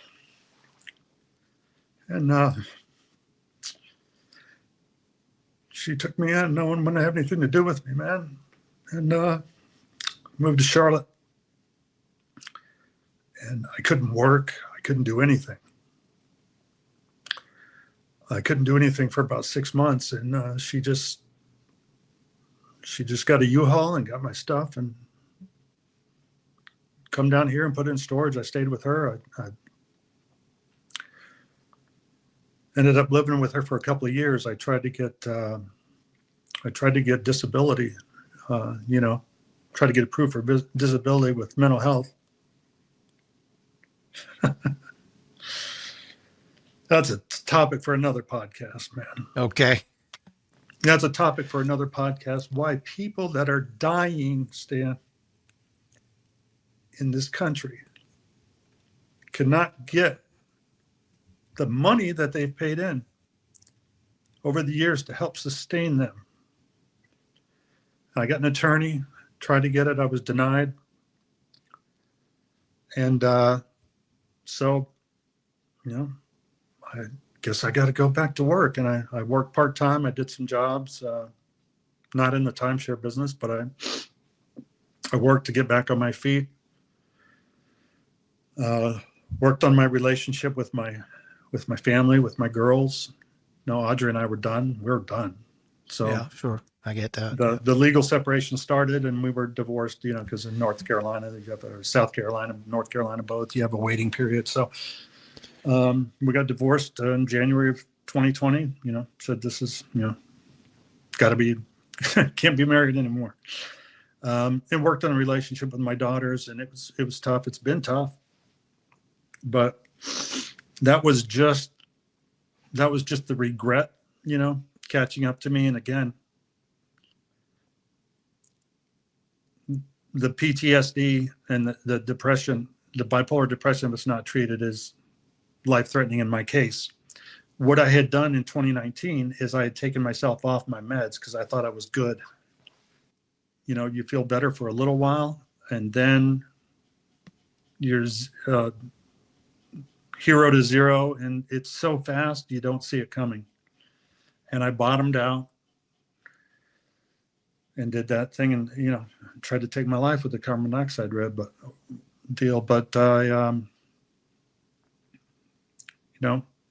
moved to Charlotte, started producing music again, because that's, something that helps me from a mental health standpoint. It's great. Absolutely. The endorphins and getting the creative juices and everything going, it's good for me. So while living with her in 2020 to 21, I released an album.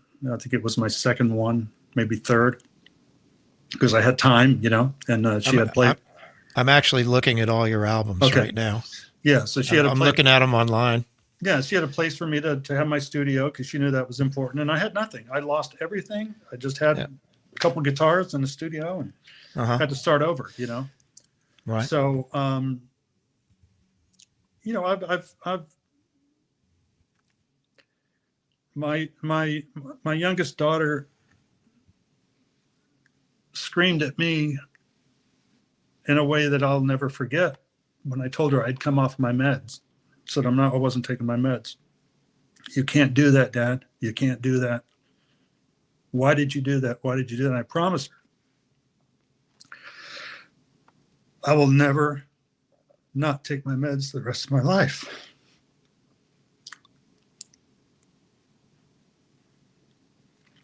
You never are a 10, there's highs and there's lows, and all you can hope for is at your level,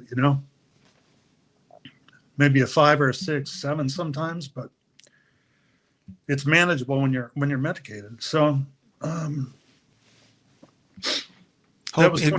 long as there's no like big trigger that comes along. Yeah. But, because I mean, yes, no, even being medicated, it's still difficult sometimes, it's hard to cope. It's hard. And, so well, you're also at the mercy of other people. Right. But, we moved, I was back in touch, with my girls, and, just trying to live life. I got a part-time job at U-Haul, and, just kind of fell into that, ended up being a GM after a while, because, I could work full time again, and, just kind of bounced around a little bit. And last year, in March, I told my doctor I wasn't feeling very well. And, what's going on? And actually I saw a new therapist because I wasn't feeling well. Suicidal, no actions, but I just was feeling dark. And so I found a new therapist. She said, you really need to have your meds looked at. So I went to my primary care physician I'd been seeing for about 5 years. And I said, let's make a change. Well, the change that he made was taking me off of a bipolar medicine, which was fine, but he didn't substitute it with another bipolar medicine. It was an antidepressant, but there's no known instances where it helps someone with bipolar. So from March until October, my bipolar was untreated. Not because I wasn't taking medicines, but it's a cocktail I take. It's quite a few meds there, Stan. But it was, I wasn't taking a bipolar specific medication for 6 months. And most of my memories of 2025 are not good. I was in hell a lot of the time. I couldn't figure out why. Trying to push through. I went to a program my therapist told me about in Fort Worth, and it's called Pathways Core. What I understood it as a way to rewire my brain, which I thought, that's great. That's exactly what I need. I need a rewire. And it wasn't very expensive, $2,000 or $3,000. Plus you had to get there and you had to pay for hotels and this and that. So, and I got some help. I got some sponsors to help me because I haven't been making money for, really for a few years. And so I went to that, and it was 4 weekends. So there was 2 in June, 1 in July, and 1 in August, where I had to go for 3 to 5 days and be in this training program with 18 other people that were having, mental health issues, relationship issues, parenting issues, being a daughter issues, anything, just people with issues that traditional treatment isn't really getting through to. So It was started by Dr. Phil in 1985. Really? he and his dad, who's also a doctor, started it in 1985, and it became privatized in 2005. The way that they get through to you is, tapping into those feelings and taking you back. Really, I went back to, being in my stepdad's bedroom when I was 4 or 5 years old, place I never wanted to go again, but got to there and dealt with those issues. I rescued that little boy, Stan, and I tell you what, it was an amazing, amazing process that my family members and my close friends noticed a difference in the way I looked physically, the way my facial features were, the way that I carried myself, the way that I talked, that something had changed, and I loved it. It was great. Now we're in October, because I had finished that deal in July, first weekend of August. We're in October, and my youngest had bought me tickets, to go see a concert.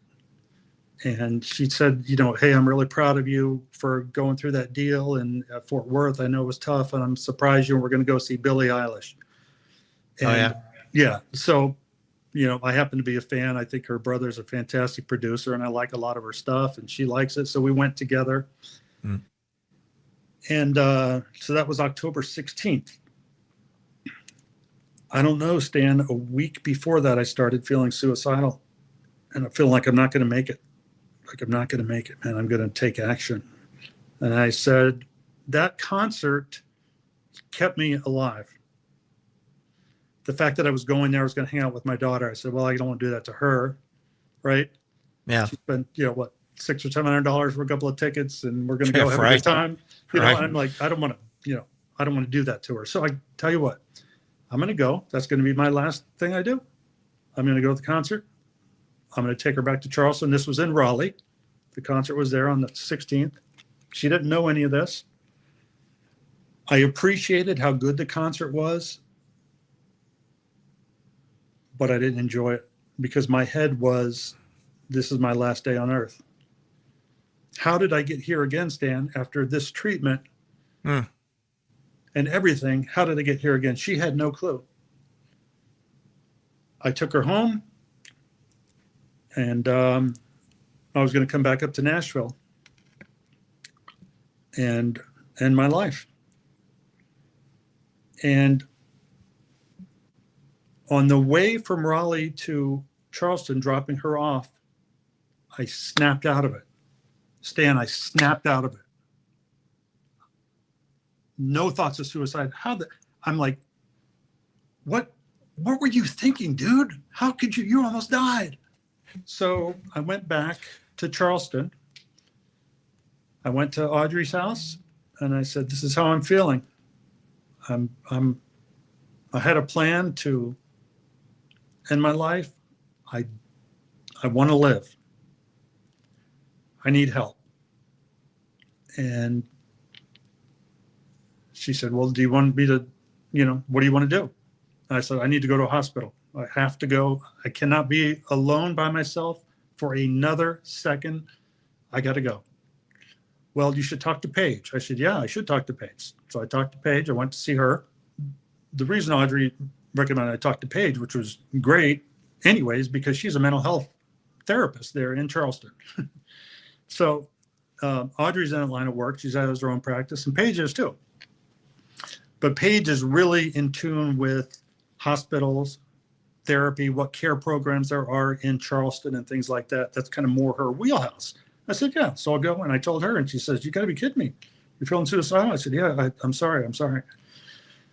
And, but the Pathways deal, if I hadn't have done that, I could tell you this, Dan, I wouldn't have asked for help. So that's what the Pathways thing got me to the point where my mindset was, I want to live. I don't want to die, right? I want to live. So what I have to do to keep myself alive, I got to talk. I got to talk to my family and let them know how I'm feeling. That's what I haven't done in the past.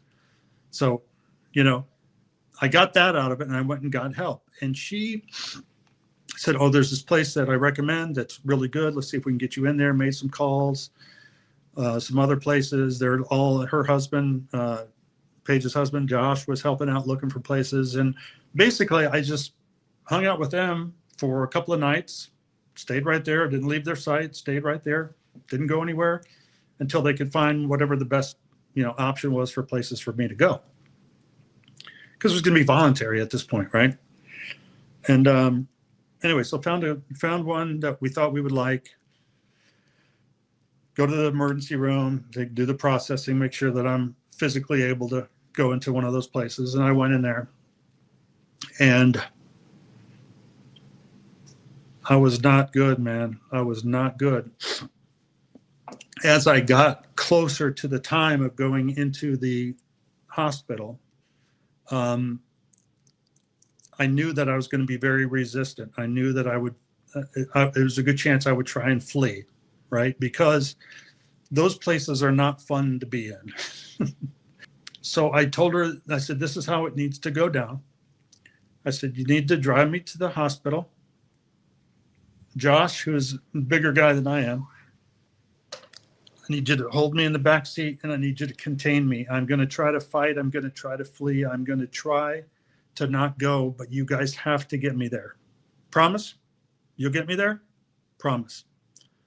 Took me there, and I was scared to death, man. Going in one of these places again, I was scared to death. So that was a Sunday night, and Monday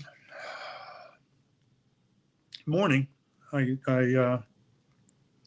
saw the doctor, the physician, for the first time, the psychiatrist that's going to be treating me. And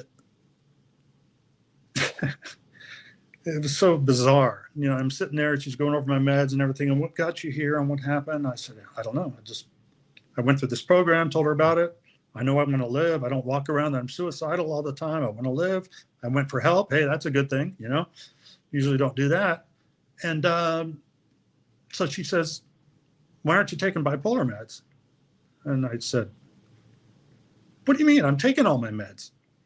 She says, you're taking this, and this. I said, yeah. None of those treat bipolar. I said, no, my doctor prescribed me. I told him I wasn't feeling well, and he substituted for something else. And she's like, it wasn't bipolar medication. That's why 2025 was such a blur, Stan. I was taking meds, but nothing was treating. Nothing was dealing with the. Yeah. When you first talked about the doctor taking you off that, I said, oh boy, here we go. But I didn't ask him to take me off of bipolar med. I just said, could we switch something up? I mean, I did, certainly did. No, he threw a monkey wrench in there. He did. Took you out. I've talked to him since, and he'll be named in a lawsuit for medical malpractice, because that's serious. Yeah. You know what I'm talking about? You're not kidding. Freaking died. Yeah, you're not kidding. Yeah. And she said that, and I'm like, what?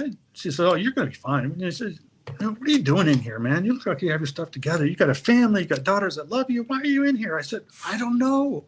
And when she told me that, I hit the roof, because I'm like, how can this be? It was the same doctor my sister had, same doctor my mom had, same doctor my stepdad had before he died.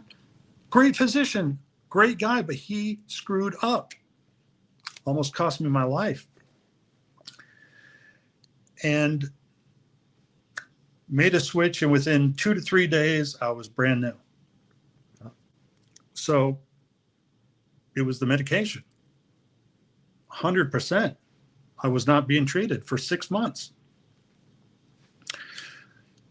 Now, the place that I went to, while we thought it was great and got good reviews and Paige was excited to, is a place that she would never send anyone to again, based on my stay there, which was hell. It was terrible. I'm not going to go. How long were you there? A week. Oh. Yeah.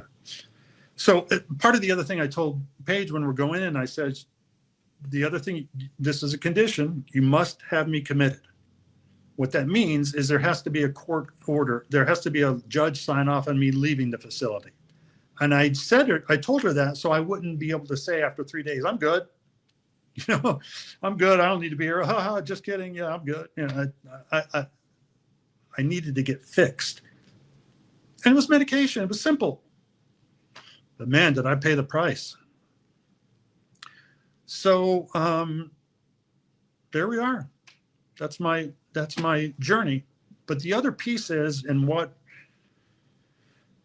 something happened on my way into the hospital, and it has changed what I have set as the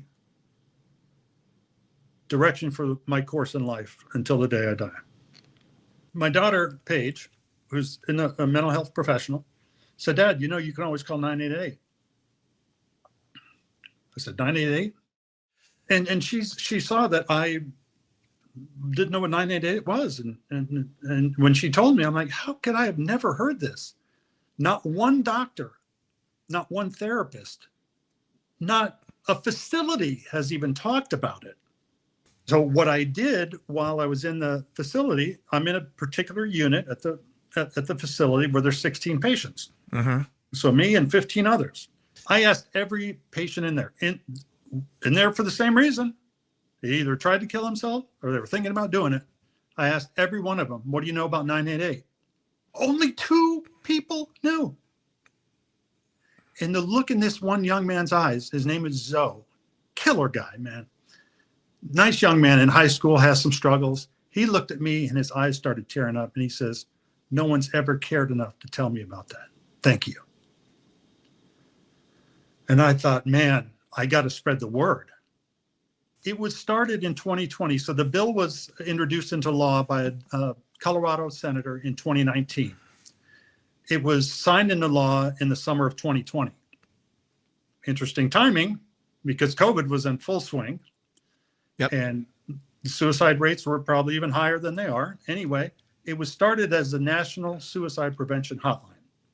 In 2020, that's what it was called.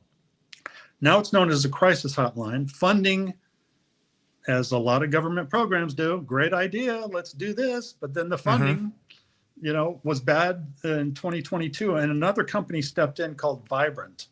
Vibrant.org helps fund the 988 Lifeline. All right. So they're a private company that can take donations, but they cannot solicit.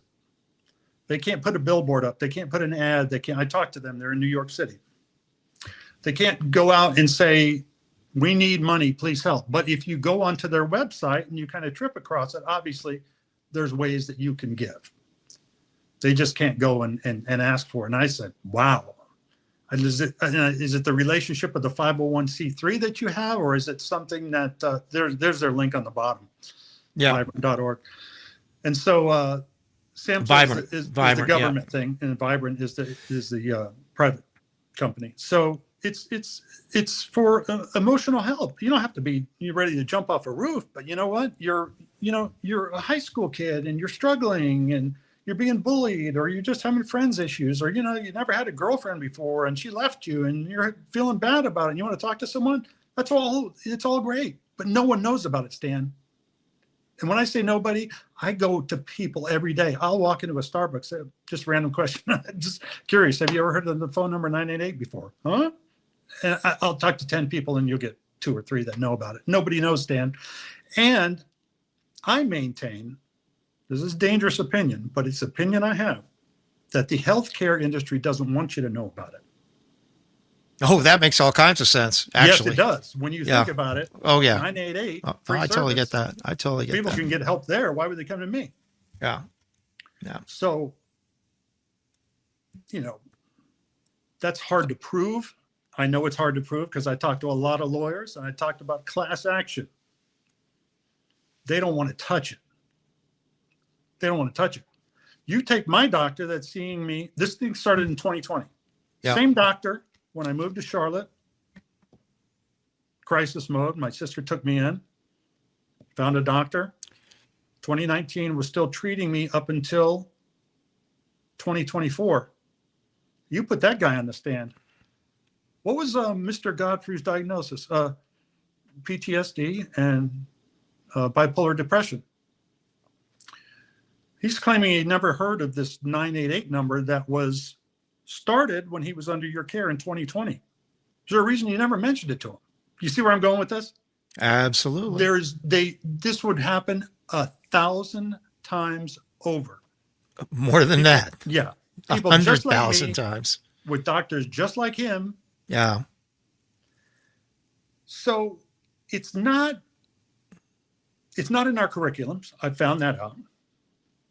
It's not mandated anywhere. It's not the health. You would think hospitals, you would think healthcare facilities, you would think mental health facilities like I would in. It would be everywhere. You'd see it on the walls. It'd be in their literature. It'd be in their in the programs that they talk about. It's not uttered at all. And I just find more and more people everywhere I go. Never heard of it.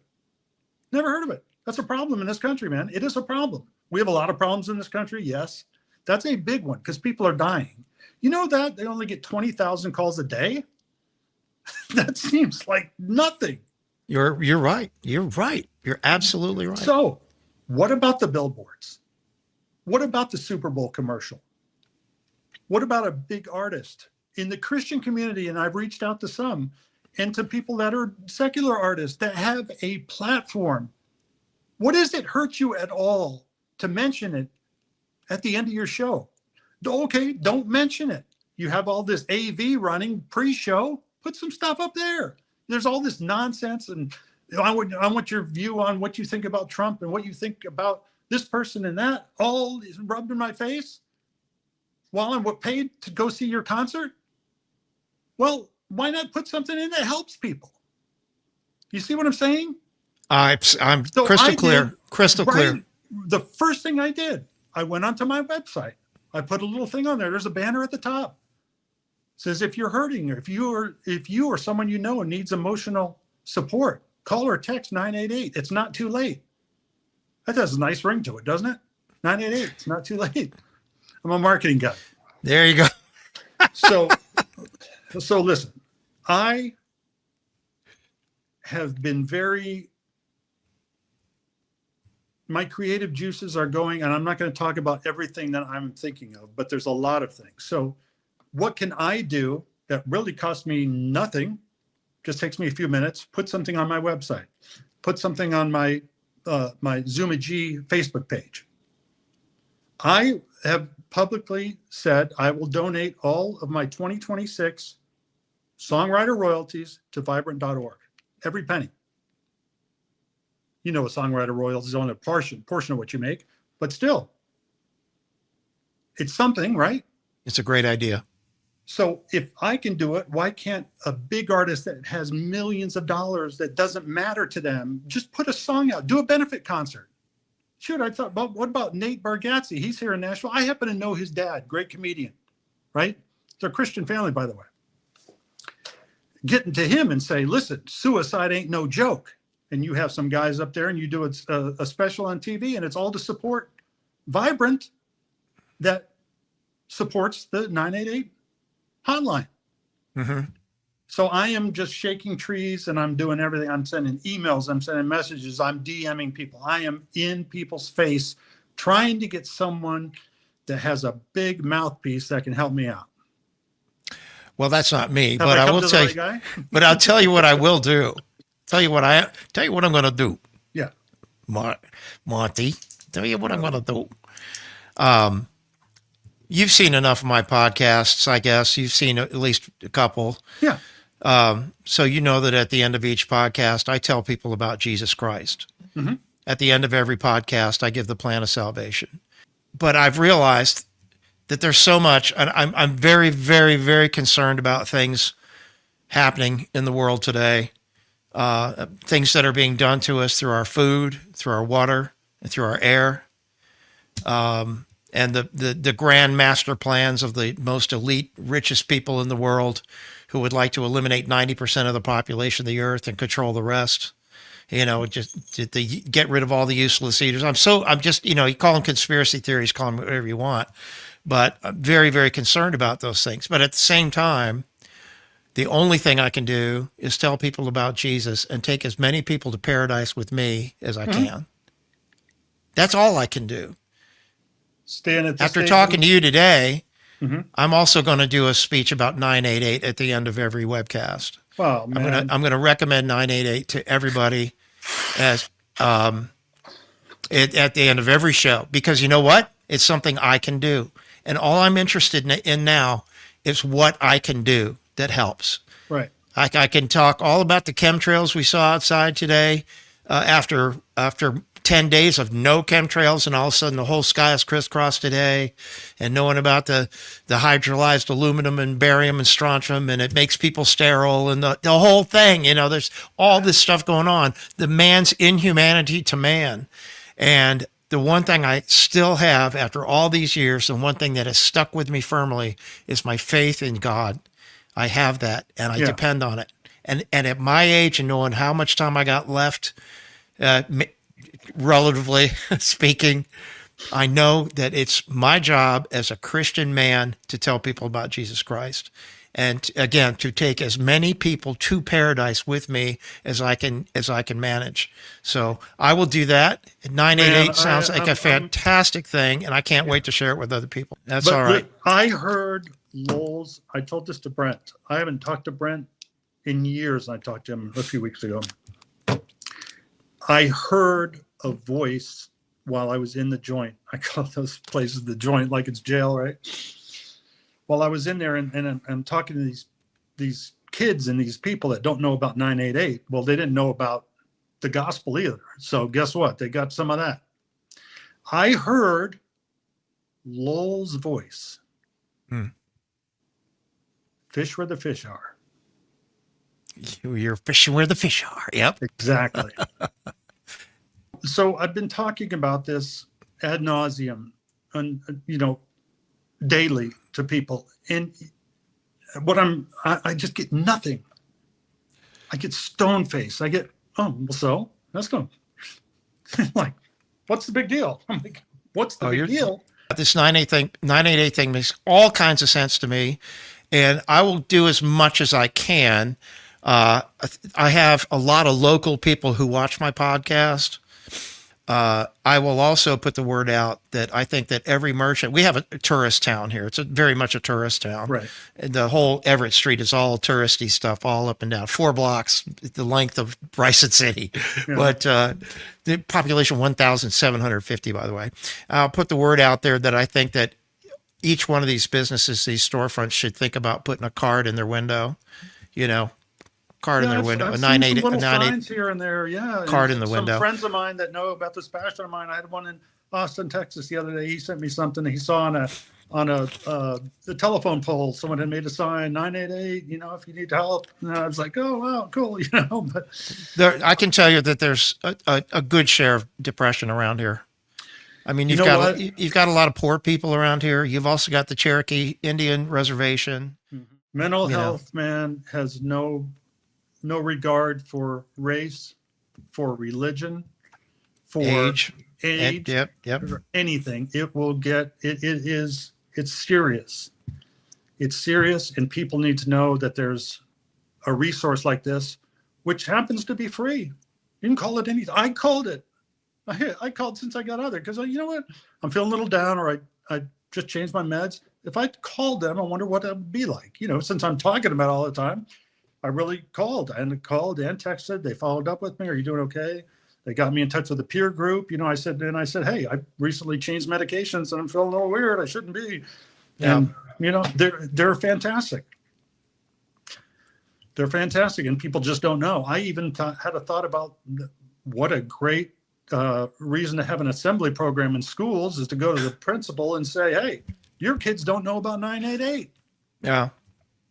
We'll come into that conversation's been had with some people that used to do it, like you and me. So, I'm open to whatever. I mean, I'm honestly you and me getting back in there, but, or people wanting to see us go back in there, but maybe with some private funding or some different thing, or get some donations for people that share this passion that you seem to, see as valid from my end, that have some money, that have some pull, that would say, hey, yeah, we'll pay for you guys to go into some schools because our kids need to hear about it. And I can see 988 being a real breakthrough for a lot of people, a ministry, as it were, to get people back off of whatever it is their demon is that's possessing them at that moment, and being able to calm people down and get them to a place where they can deal with things more rationally. I'm excited about it. yeah, it's, it can be exciting thinking about, some change that could be affected. For sure. I think, um, mental health is Christians, Buddhists, Jews, atheists. It doesn't matter. It can get you, right? They can get help. Anybody can Yeah, get help. anybody can get help. Anyone can get help. So, And but people, our compassion is for people. It's not for ideology. right, Our compassion is for people. right. So it absolutely, no, I hear you 100%. I'm going to dive way deep into your music going forward because I think it's going to be something I like a lot. I'm way into ambient stuff. I told you we play it every night for 8 hours as Yeah. we sleep No, to well, it. yeah. Well, thank you. I appreciate that. It's just meant to spark some conversation. I mean, you look at the album cover and you say, yeah, what's going on there? There's a guy, he's looking like he's in trouble. He's got a phone in his hand, 988. What's that about? That's what people say. What's that about? What's Yep. Well, 988 mean? I'm going to put together a little rap about it. I'm going to put together a 30-second rap about it. I'm going to do it at the end of each webcast. Well, this has been wonderful. Do you have anything else you'd like to add before we get out of here today? No, I don't think so. I just, I appreciate your time and I appreciate the willingness to help spread the word. I think it's wonderful. It's good seeing you again. I'm definitely would love to come over to Bryson City and hang out with you sometime. Would love to have you, and you've got a place to stay here. No charge on that. And Karen's a pretty darn good cook.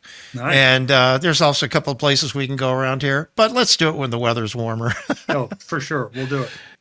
I would say this. I couldn't tell you of anyone who would be happier that you're still with us than I am. Oh, well, nice of you to say. It's just, I think about you a lot. You're one of my favorite people to tour with, and I toured with a lot of people back in the day. One of my absolute favorite people. Sorry you couldn't make it down for the Lowell Memorial. Our boss, Lowell Lytle Young American Showcase. He lived to the ripe old age of 93. Yeah. And he was good for most. He was good for about 92 of it. Yeah. He had a good run, man. Yeah, he had a real good run. And I could tell you some more stories about that off the air. But yeah. Anyway, this has been great. I appreciate it. I appreciate you very much. And we got to keep the dialogue going. And anything else you ever want to do in this regard, anything else you want to talk about, if you want to do a whole podcast about your music, we can do that too. Would love to do it. And the remote thing's cool. I love to do it in person. But remote is remote. But if you do come down, we got to do a thing. We got to do thing face to face. Okay. Do I get to strap a bass around my neck there? You slap it at the bass? You want to slap it at the bass? Yeah. But yeah, you got to come down and check out the studio, and we can record something. Maybe we can write something. Maybe I'll get inspired again. Would love that. Man. All right. Appreciate anyone who is watching this, anybody who has gleaned anything from it. Once again, we want to talk about 988, the mental health hotline. Feel free to call it. It's from what Monty says, it's a great thing. I'm going to look a lot more into it. I'm going to tell a lot more people about it. And please don't forget that if you have ever considered becoming a Christian, there's all there is to it is bowing your head and saying, Jesus, God, thank you for loving me, and I'm sorry that I separated myself from you with all of my iniquity, all my sins, everything I've ever done wrong, and now I just give that up to you, and I understand that I am forgiven because you gave your only Son, who was fully God. Jesus Christ was fully God and also fully man, who lived on this earth, taught us all how to live through all of his words, everything in Scripture that we have to go by. And I understand that all I have to do is believe that he paid the price through his death. He paid the price for all of my sin, all of my iniquity. I believe that. And I thank you, Lord, for saving me, and that I know that I can now be in paradise. I can be in heaven. And then folks, just go on and live your life. Go on and live your life knowing that you have been saved, and live your life according to the way God would have you live it.